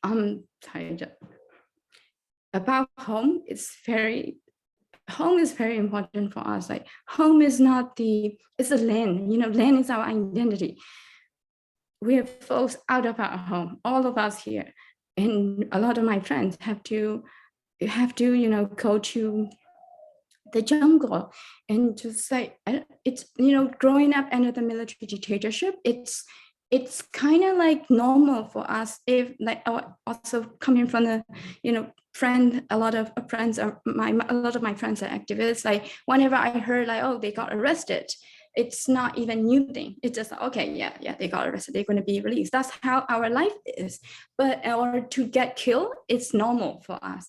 But what is normal in this conflict is that it's really heartbreaking to see our friends have to hold up guns and fight in the jungle. They should be partying, they should be reading, they should be writing poem, and they should be doing arts, and instead they have to hold guns in the jungle, because we all want to go home. People in exile, we're fighting. We are leaving now because we don't love our home. We still hold the citizenship because I personally like to go home. You know, I want to go back to my home. I want to go back to sleep in my bed. And you can say, oh, you can go, but it is not safe. It is no certainty. Like, because the military arrest and torture and killing, it's not consistent. They just very random pick. And people in exile wanted to go home, and people in the jungle wanted to go home. Even within the country, we cannot stay at home. We have to relocate, living in different safe houses and all the kind of things. So help us to go home. And just because we don't appear in the media doesn't mean that our suffering ends. And also just because when you see happy face or good face of us doesn't mean our sufferings end. It's the same. The pain may be different for different people, but we are all in pain, and we still continue, even though horrible things happen. I want you to remember at the news, how we want to be seen by the world is to celebrate our living. Yeah, we are still living, we're still surviving. So that's why we are asking the support, not because we are pathetic little human, it's because we deserve to live. We are human just like you, so we deserve to live, we deserve to be happy, we deserve to love and all the kind of thing. That's why, and we deserve to go home. So that's why we are asking for the help, and that's the message. That's how I want people to see us as Myanmar people, not like poor people from the conflict. Like look at how we live even in the middle of the crisis. So the world is already suffering a lot and all the negativity. We just like to bring hope and resilience. Look at our resilience, and we are calling for solidarity from the world. Like work with us, like fight with us, because injustice in Myanmar, it can be in your country as well, in your society as well. So that's what we are calling for. Related to that, your next question, what can you do, individual of us? You can do it, like start from you. Like you can talk to, do not think about bigger things. Maybe like start talking to your family member, talking to your friends, talking to your neighbors about what's going on in Myanmar. or if you have any Burmese friends around you, either you support them financially or at least call them, check in with them, like see if they're okay. That is important because we don't want to be forgotten. Check in with them. So that's the individual level that you can do.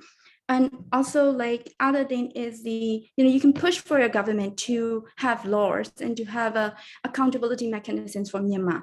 Like at the moment, if you are in the US, push for the Burma Act in the Senate. The bill is stuck because I would like the two senators, like Mitch McConnell and also Senator Todd Young, it was really blocking. So like push for it, and because it's an accountability act, that's something that you can do if you're in the US, and talk to your representative and talk to your government, push for it. Just talk about Myanmar so that they can pay attention to it. The problem now is the political will. They don't have it. And also engage in our campaign. When we do the campaign, please engage with us in any way you can. And also, if you have internet, a lot of us don't have internet, so you can click, there will some kind of application you can click, and then you'll click for the YouTube application. We can share more information later through this channel. And if you click, then that can automatically generate the money for the fundraising for the revolution. That's something that you can do. And also, like for the immediate attention, there's a death penalty to the 7 young students. Many of them are under 18 years old, and they may be killed because military is killing them. They will not stop. So voice out for that. That kind of thing. For the last but not the least is like, stand up for any injustice around you and love, and just take care of yourself and love and take care of the people around you. Be with us and just check in with your friends around you, any family's friends. So that's all I want to say. Thank you. Wow, Theory, thank you so much for sharing that. It's incredibly moving. I listened to the podcast for all of the panelists, and anyone who would like to hear more from any of these panelists, there are podcasts with each of them on the insightmyanmar.org page. Joa has done interviews and was just so moved by your heart, Theory, and by all that you have seen. This last question you sort of just answered, but let's start with you, and then I'd like each panelist to spend a couple minutes answering this. Bart, I see your hand up, so we'll get to you as well. We're really wanting to hear, what is the outcome that you dream of? What is the vision that you dream of for Myanmar in 10 years? And so that's part one. What are you fighting for? What is that vision that you're fighting for? And two, what would you like the world to know if you had 2 minutes and a microphone that would go to every street in the world? What would you say? So Theory, let's start with you, and then we'll go to each person. So in terms of the future, there are 3 things, three umbrellas that I want to see for Myanmar. Well, definitely we're not going back to the past, because it's a lot of marginalized people were left out in the past. So 3 things. One is like safety and security in daily life. We don't want to live with fear. That's one thing. And the other one is rights and freedom. Everyone has rights and freedom to have the opportunities. And also third thing is like having the opportunities for each and everyone, like doesn't matter based on what their identity or where they are and who they are. Just so that's kind of future that I envision in 10 years. So I don't catch up the second question, but I will just leave it to the other panelists. I think you answered the second question first before, so thank you. Bart, would you like to speak next? I saw your hand was up. Theory, that was really profound. Thank you for that. I just wanted to add upon what Theory said, how you can support Burma in another way is that there's an ongoing armed struggle, both in the cities and in the jungle. in the cities there's urban guerrilla, and in the jungle there's People's Defense Force (PDF), and they don't just need guns and bombs and all the hardware stuff, but they can get they can receive help in the way of techniques and software and tactics and training as well. And what the UG has done is they have made their own guns with 3D printers. They're FGC9, and they're really good, and it's efficient. And the guys who are doing it used to be engineers who got involved in protests, and they are, you know, they are supporting the revolution in their own way, and then they just turn out to be these technicians, and they are just learning as they go. So if you know anything about guns, and if you are a gun enthusiast by any chance, or if you know anything about explosives and things like that, reach out to these our people through different channels available, and just educate them, coach them how to use these materials safely, and how to really carry out these missions thoroughly. That's what I wanted to mention, because that's the only way we can win the war, because nobody's coming to fight for us. We have to fight for ourselves, and we need all the help we can get. And that's, like, to me, that's the best help next to funding, you know? So that's what I wanted to mention. And in terms of how I see Burma in the future, I've said it before, and Mati was in the room. How I see Burma's future is a blank canvas. Anyone can be anything, and anyone can do anything they want to do, and they can contribute to the country, and they're gonna see the outcome of it. And we're just gonna start over. We're gonna clean the slate and start over. And I want it to be a blank canvas where everybody can bring something to the table, and we'll all figure out how to fit all of that into the canvas. Yeah, thank you.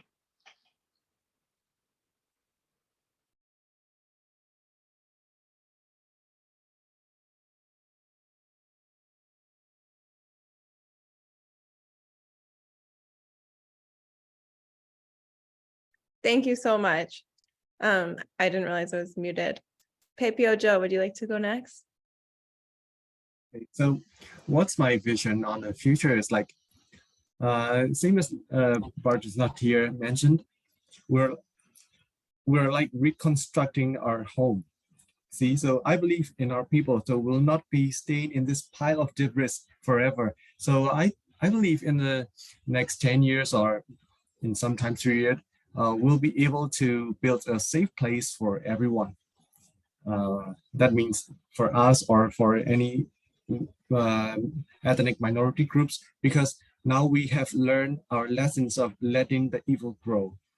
So I believe that we'll fight to the end, and yeah, somehow we'll win. And to the message to all the people around the world, it's like, when it's come to supporting us or donations, people usually hesitate when they hear the word armed revolution, because they don't want to get involved in the armed conflicts, or like they're afraid that they might get associated with terrorism, something like that.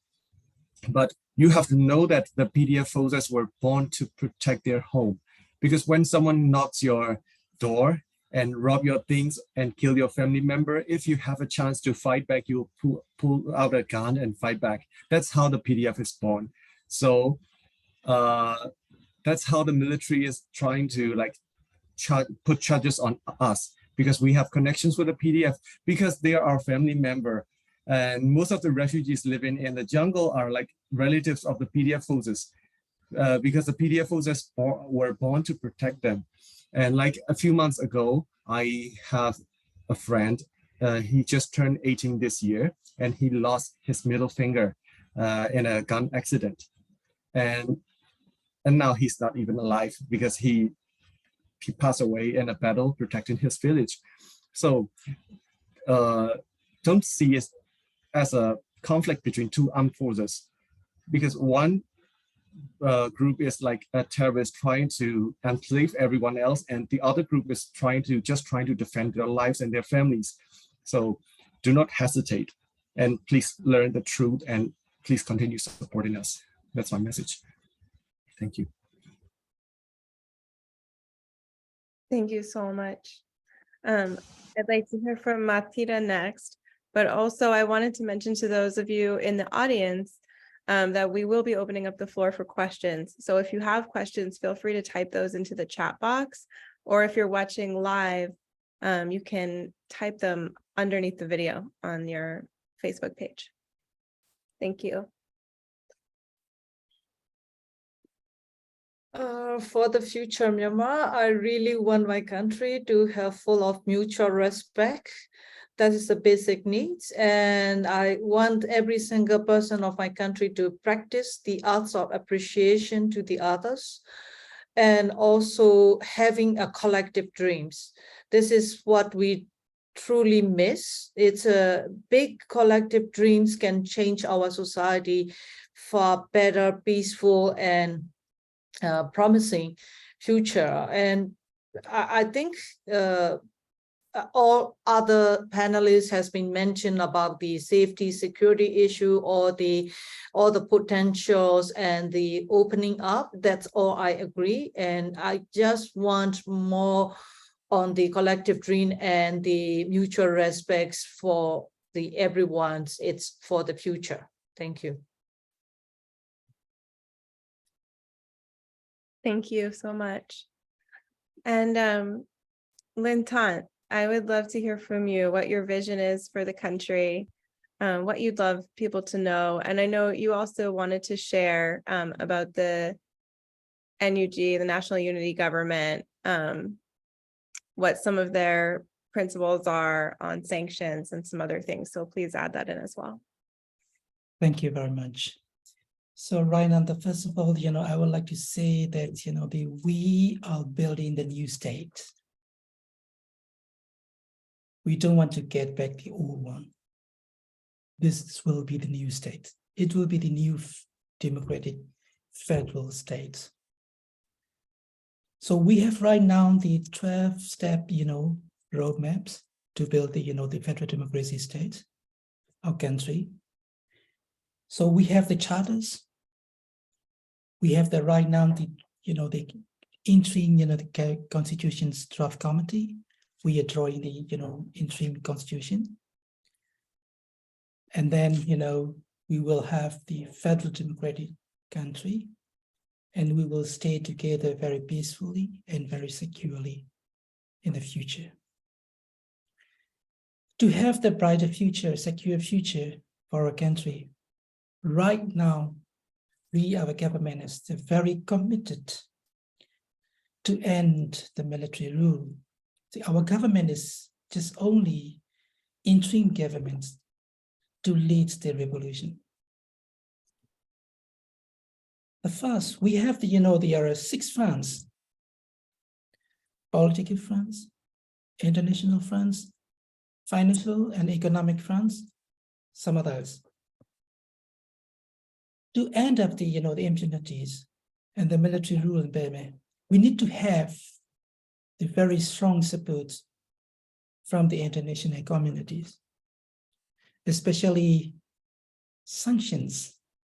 We have to cut it off the military incomes. Our NUT calls on the international communities to implement the stronger, tougher, and coordinated measures targeting the military economic interests. We are much encouraged by the sanctions so far imposed on the military-owned companies, individuals, and other military interests by some states. But these measures need to be adopted by the larger number of the nations and strengthened to maximize their impact. Beyond the military-owned conglomerates, for example, the Myanmar Economic Holdings Limited, very recently, our government has announced that the Myanmar Upai is one of the terrorist company. which has been sanctioned by some members of the international committees already done. There is a need to broaden sanctions to wider numbers of enterprises that has been falling under the control of the military junta since the attempted coup. Only broadening sanctions in this way will have a real impact on the military income streams. Sanctions should be imposed on state-owned enterprises that are now under the military control. Myanmar Oil and Gas Enterprise, MOGE, is the military's most important financial lifeline, one of the handful of the stable, predictable sources of the finance used to procure weapons, surveillance technologies, and jet fuels. The NUG calls for urgent actions to sanction the following, businesses. All state-owned enterprises now under the control of the junta, including MOGE. All business owned or controlled by the associated with the junta, especially Myanmar Upai, MEHL, and the MEC. All private, the business owned by the individual members of the junta or by the senior military officers. All the military business partners and associates assisting the junta, including private sectors firms owned by the individual that are known cronies of the militaries. And all payments, including taxes, dividends, profits, and rents that provide income to the junta should be stopped. In turn, on targeting the military economic interest, the sectors on the, we NUG wants the international community to impose sanctions, especially the first priority, oil and gas, because oil and gas companies provide a large and steady streams of the revenue to the junta. Second priority, mining, because the military has a large share of the mining sectors and profit directly flow to the military and their corrupt associates. Third priority is banking, because the sanctions international banks to the, prevent the transactions involving the Myanmar military will hurt the military stability to buy the weapons and the, to misappropriate, the country's revenue for their personal gain. We want investor. We have this something message to the investors.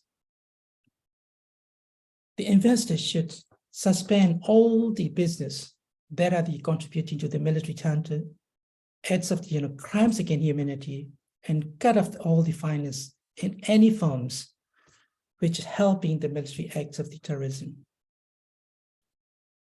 All investors should suspend all business dealing with all state-owned enterprises, including joint ventures with the state-owned enterprises, and also suspend all business ventures with the military-owned or the control holding companies, including MEHL and the MEC, and suspend all the payments that provide income to the junta or to the military, and instead place all funds into a third-party account that cannot be accessed by the junta. And suspend all the outstanding loans to Business Holding Limited. And do not cooperate with the business owned by the members of the junta or the senior military leadership or their families members. And cancel the partnership if they're currently in the business with them. That is, the very effective way to cut off the terrorist junta, their incomes, their money flows. If you cannot sanctions against such kind of these, the military terrorists, they can commit the next genocide, the next crime against humanity, war crimes. According to our research, during the 2 years, the military committed over 2,500 cases of the human rights abuses and the crime against humanity and war crimes. That is, you can help to the people of Myanmar in need.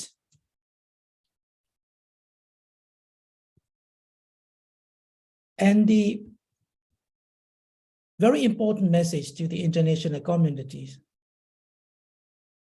that is towards accountability.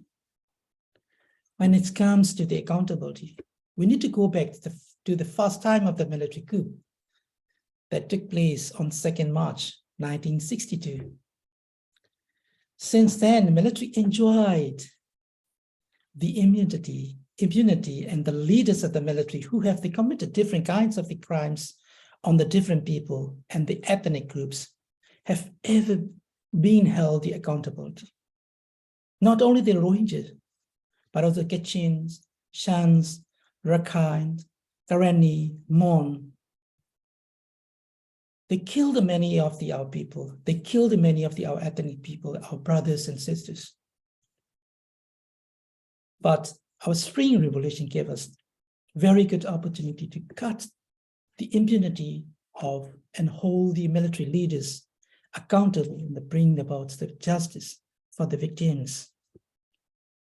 We have approved a federal democratic charter, if I mentioned about in the very beginning of this part of talking, in the People's Assembly held in January 2022 to bring an end to the military conflicts across our union and to ensure all the nationalities and populations can participate and collaborate fully in the union. The NUG is proposing a new federal democratic union where all citizens can live in peace. The NUG has made clear that all the ethnic nationalities born in the union shall have full rights, and that we shall ensure the fundamental rights, gender equality, and the rights of the ethnic minorities. The NUG has issued the policy statements on Rohingya that emphasize their belongings and inclusions. It's also recognized the rights of the victims to seek justice against those who have attacked and killed them. Our new Federal Democratic Union will include a special place for Rohingya communities as well. The NUG is committed to bringing the perpetrator to justice, not only for the realizations of justice, but also for the deterrence against the future atrocities. Therefore, we regard this as a priority task. This is our NUG main priority task. As you all know, that in 2019, a case was opened at the International Court of Justice by the Gambia against Myanmar. The case refers to the violence perpetrated by the military against our Rohingya communities in 2017. It is the interest of the justice for the sake of our Rohingya brothers and sisters that we have engaged with the International Court over these last months. We have submitted periodic reports as required by the court in its provisional mention of the 23rd January 2020.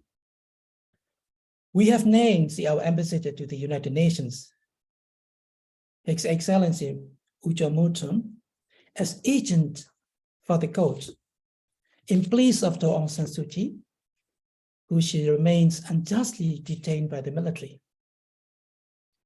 We have withdrawn the preliminary objections that were submitted before the coup. They are no longer relevant. The need for justice requires that we proceed to the merit of the case. We have sought to work with this court and with the Gambia to secure justice. The military regimes rules by the gun, even that is failing them. They do not have the effective control over the country. They have no popular consent for their violence. They have consistently betrayed the Myanmar's international obligations. They stand condemned by what they do each day in our country and by the voices of their victims, living and dead. However, the same military has engaged with the international courts of the justice, although they have not received the credential for the United Nations, and they have been barred from ASEAN and from many other international fora. As the only legitimate government of the Myanmar and the true voice of the people, NUG proposed that it must represent Myanmar before ICJ. Unfortunately, we didn't have a chance to represent the Myanmar in the previous sections of the ICJ. The previous National League for Democracy government emphasized the importance of the domestic accountability for any crimes committed by the military and by others. However, now, since the unlawful failed coup on the February 1, we've seen these codes being used by the military to perpetrate their goals, irrespective of the justice. Therefore, NUG recognized the urgent needs for international accountability for crimes, those against the Rohingya, and those against so many of our brothers and sisters since the unlawful attempt coup. Lin Tan, this is all such important information, and we've had a lot of requests for lists of the businesses and other ways that people can support. We are pretty far over time, so if we could wrap this up in perhaps a minute, or I can say some things and then we can come back to this after. Yeah, thank you very much. Okay, thank you. So thank you to everyone, panelists and participants and listeners that have been with us today. It's been so powerful to hear from each of you, so moving and educational. I'd like to remind you that if you would like to help, if this touched you today, if you've learned something, please spread the word to your community. You can share this recording, and you can also, if you'd like to help, donate to our fundraiser for 9 refugee schools in Mizoram refugee camp that will support 937 Burmese children, students, and 70 teachers. It funds the schools for supplies, and also 2,000 villagers in 2 villages whose villages and homes have been continually burned and destroyed by the military forces. So if you would like to contribute, you can do that at www.onelightglobal.org/Myanmar, and that link is in the chat now. That's onelightglobal.org/Myanmar.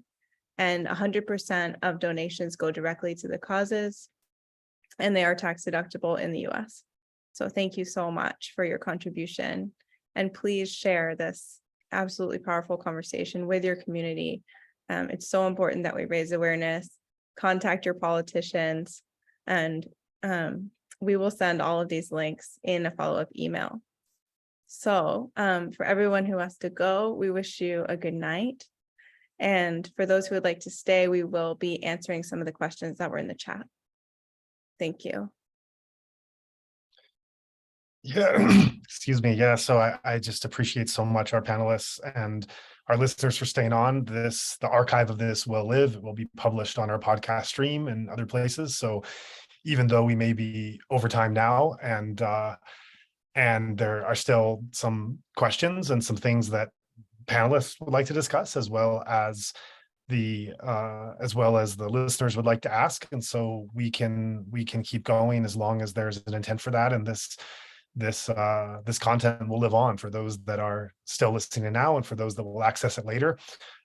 We can keep going with it. For those that have to leave, as I see in the chat, that's perfectly fine. This has gone longer than expected, and we just appreciate how much everyone has given. There was a question in the chat and from Elliot, and he will ask it in voice just so we have a voice record of that question. And then it's a question about Burmanization, and then anyone who would like to answer it from the panelists may do so. So Elliot, go ahead. Hi, everyone. Yeah, so I'll just read the question and add a little bit at the end. So one of the key calls on Burmese social media during this Ayeda Bone kit has been to uproot Burmanization. You guys have already talked about this a little bit, but I was wondering if you could talk about the backlash to Burma privilege discourse. So from Anyata, for instance, who insists that they don't really benefit from this. How do you understand Burmanization? Is it as Burma Mupyu Chin or Burma Lumyoji Wada, or just Burmanization as something totally different? And how should it be addressed? And I would ask if you could maybe go beyond rights discourse, because as we know, Aku'iye in Myanmar sometimes doesn't really mean very much. You know, Ubade Nepete bi Sayuet Pomabe, Vetue Tamyo, right? So rights can be written on paper, but in reality is another way. Most daily life in Myanmar, most daily people will probably tell you that. And so trying to solve things by giving everyone rights won't really address these deeper structural issues like Burmanization. So I'll leave it at that.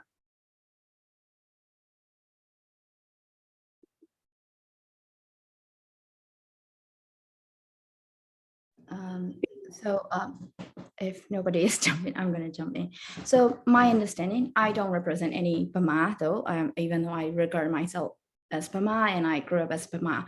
So also you were saying like Anyata, saying the discourse that Anyata is saying like, oh, we're not benefiting from the Burmanizations and this is militarization. That's usually what, but I don't think it was actually Anyata who are sharing this kind of discourse. It's more like Burma like us, like privileged Burma, who are maybe, we may not be ethnically pure Burmese. I am not ethnically pure Burmese, but I grew up as Burma Buddha in the Maponte national ID card. So for me, like Burmanization, my understanding is more about the structural privilege that is granted upon us just because we claim ourselves to be Burma.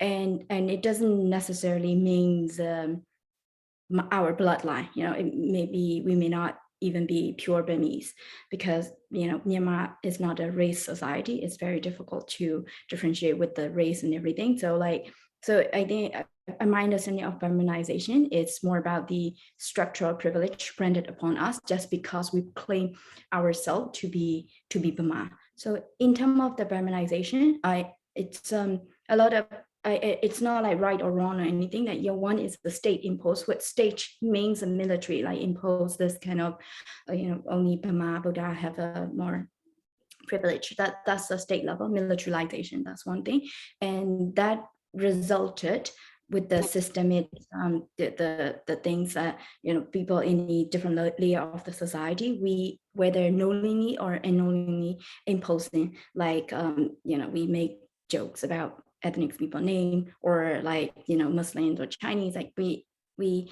exclude people, and we may not even know because there was nobody told us to discriminate or like feminize other people. But in a way, our system, the way it is set up, is like nobody really intervene us when we are doing the act of feminization. So my understanding of feminization is more about the structural rather than the actual being Burma.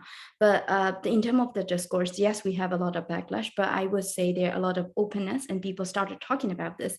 And because it's more like lived experience. Sometimes people may not use the academic words like feminization or something, but in their daily life, they may be practicing, their behavior may be changing, but they may not necessarily know what it is called in the technical term. So that's how I would describe it briefly, because this is not, we can talk more, Eliot, you can reach out to me and we can talk more, but this is briefly explaining about what my understanding of the Burmanization and the backlash, but things are getting better now.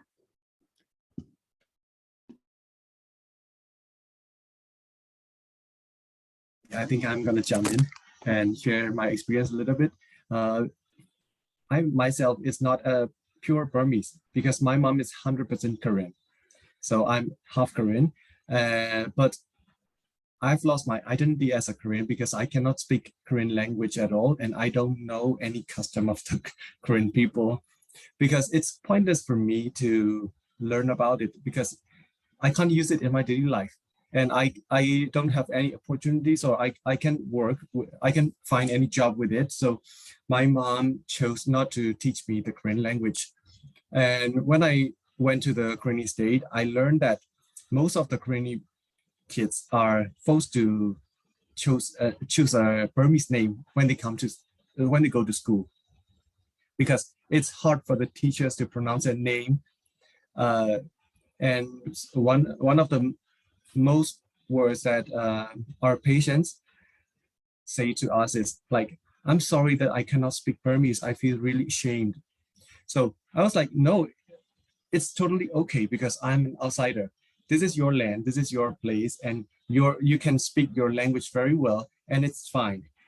So it's not a shame that you cannot speak Burmese, but somehow they feel suppressed, or like kind of have some discrimination when it goes to the office, or when it goes to the school, or when it comes to finding jobs.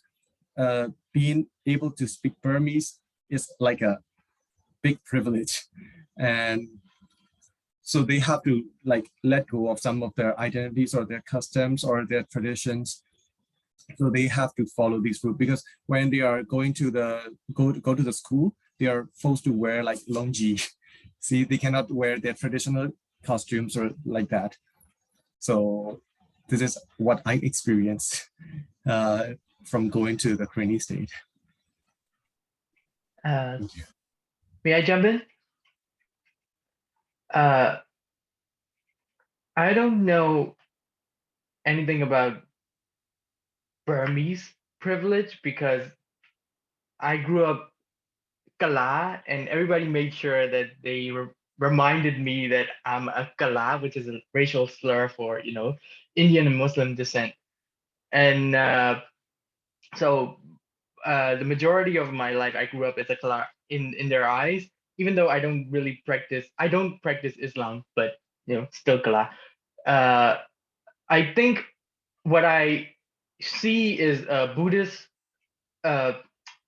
privilege, which a Buddhist country, and there's a twisted Theravada, which is not pure. It's been touted and made impure by the military through religious propaganda, and this very toxic Buddhist sometimes extremism, sometimes privilege, gets into the system, and it somehow rigs the system, and it makes other people very hard to even acquire a passport if you are an ethnic minority or a Muslim. In your ID card, you get your passport slower than a Burmese Buddhist, things like that. So that I've experienced.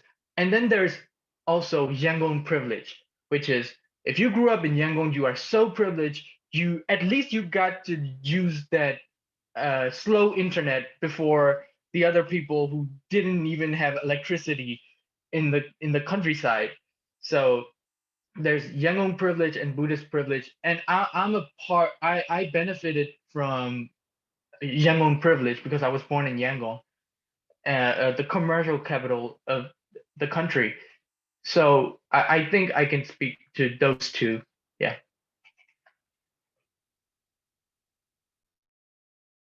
May I share about my experience? So I'm not the Burmese pure, I'm the Anglo-Indian Burmese.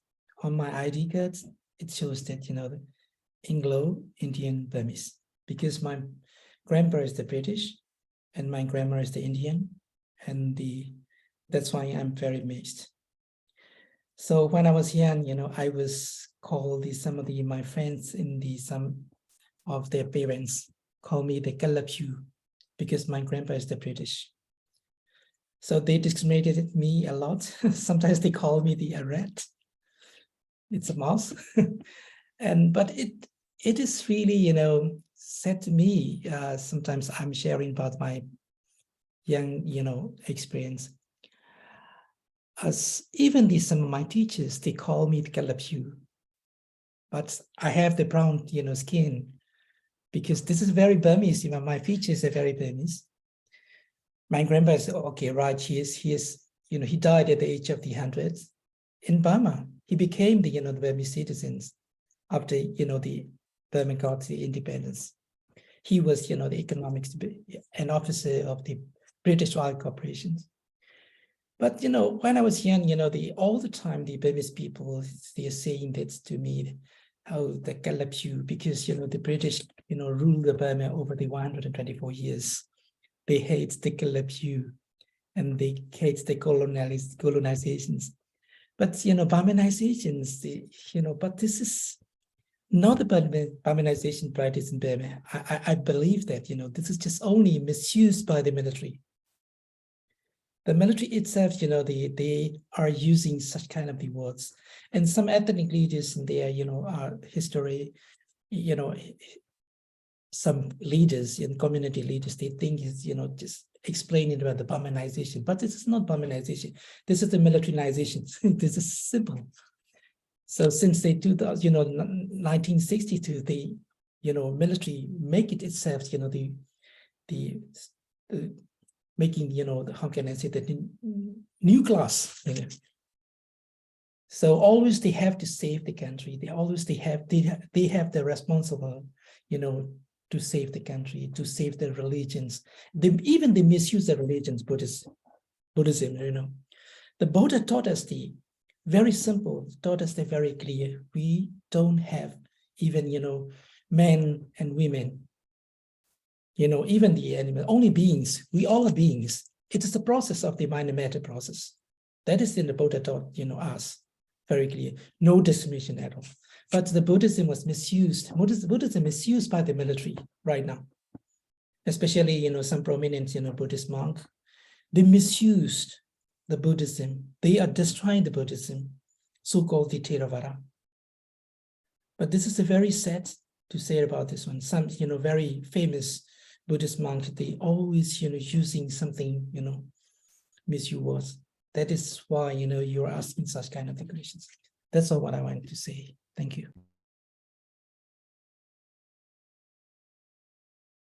Hey, Pyojo, we see your hand is raised.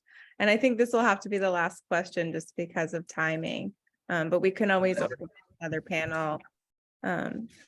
Yeah, I have one more thing to say about the Burmanization that I experienced in the Karenni state. Because I heard that I met a person from Karenni ethnic group, and he's a kind of a leader in his community, and he's now like fighting in the armed force, and he's quite a leader. And he got arrested during the end of the time of power because he protests against the General Aung San statue, putting General Aung San statue in Loikaw. So some Karenni ethnic groups did not agree on that, because instead they think this is their land. So instead of the General Aung San statue, they want to put their own leader statue. But because General Aung San is our hero, but not theirs. So he protests against this, and he was put into jail for 6 months. And after that, he got released. But now he's letting go of all the past grudge, and like he's working together with the NUG government to fight against the military. But we have to learn from our mistakes. So that's another thing. I think it's related to the Burmanization or something like that. And I just wanted to share it. Thank you. Thank you for that. Thank you, all of the panelists, all the listeners, everyone who came. This was planned to be 90 minutes. We've gone over 2.5 hours, and I think that just speaks to the level of enthusiasm and sharing and interest in this. So this is the first panel that Better Burma has hosted with the support of Unify and One Light Global. And we hope it's not the last. We hope that this experience can lead us to a way to having more of these voices, more of this sharing, and to have it reach beyond the Burmese in country, the diaspora, the allies that are already here and engaged in the issue. We hope that this can reach to the wider international community who may be learning about this for the first time, or learning in depth for the first time, or taking the time to educate themselves on what's really happening and how they can support and why it's important to be engaged. we hope that this could be the first of many going forward. And we just really appreciate everyone for being involved with this, that made it happen, that showed up to speak, showed up to listen, that donated money, that is to the fundraisers that are going to these humanitarian missions, and who are involved in any number of ways. And this has just been, I just really thank our panelists for their courage and their honesty, their vulnerability, and their insights in sharing. So thank you everyone so much for coming. And this recording will live on the Inside Myanmar podcast feed, as well as other places on Facebook. And so for those that missed part of this or want to share it with others or want to go back and listen to something, we will have a copy of this. So thank you everyone for your involvement and for showing up and caring. It's meant a lot, and it's been just a very powerful, informative talk.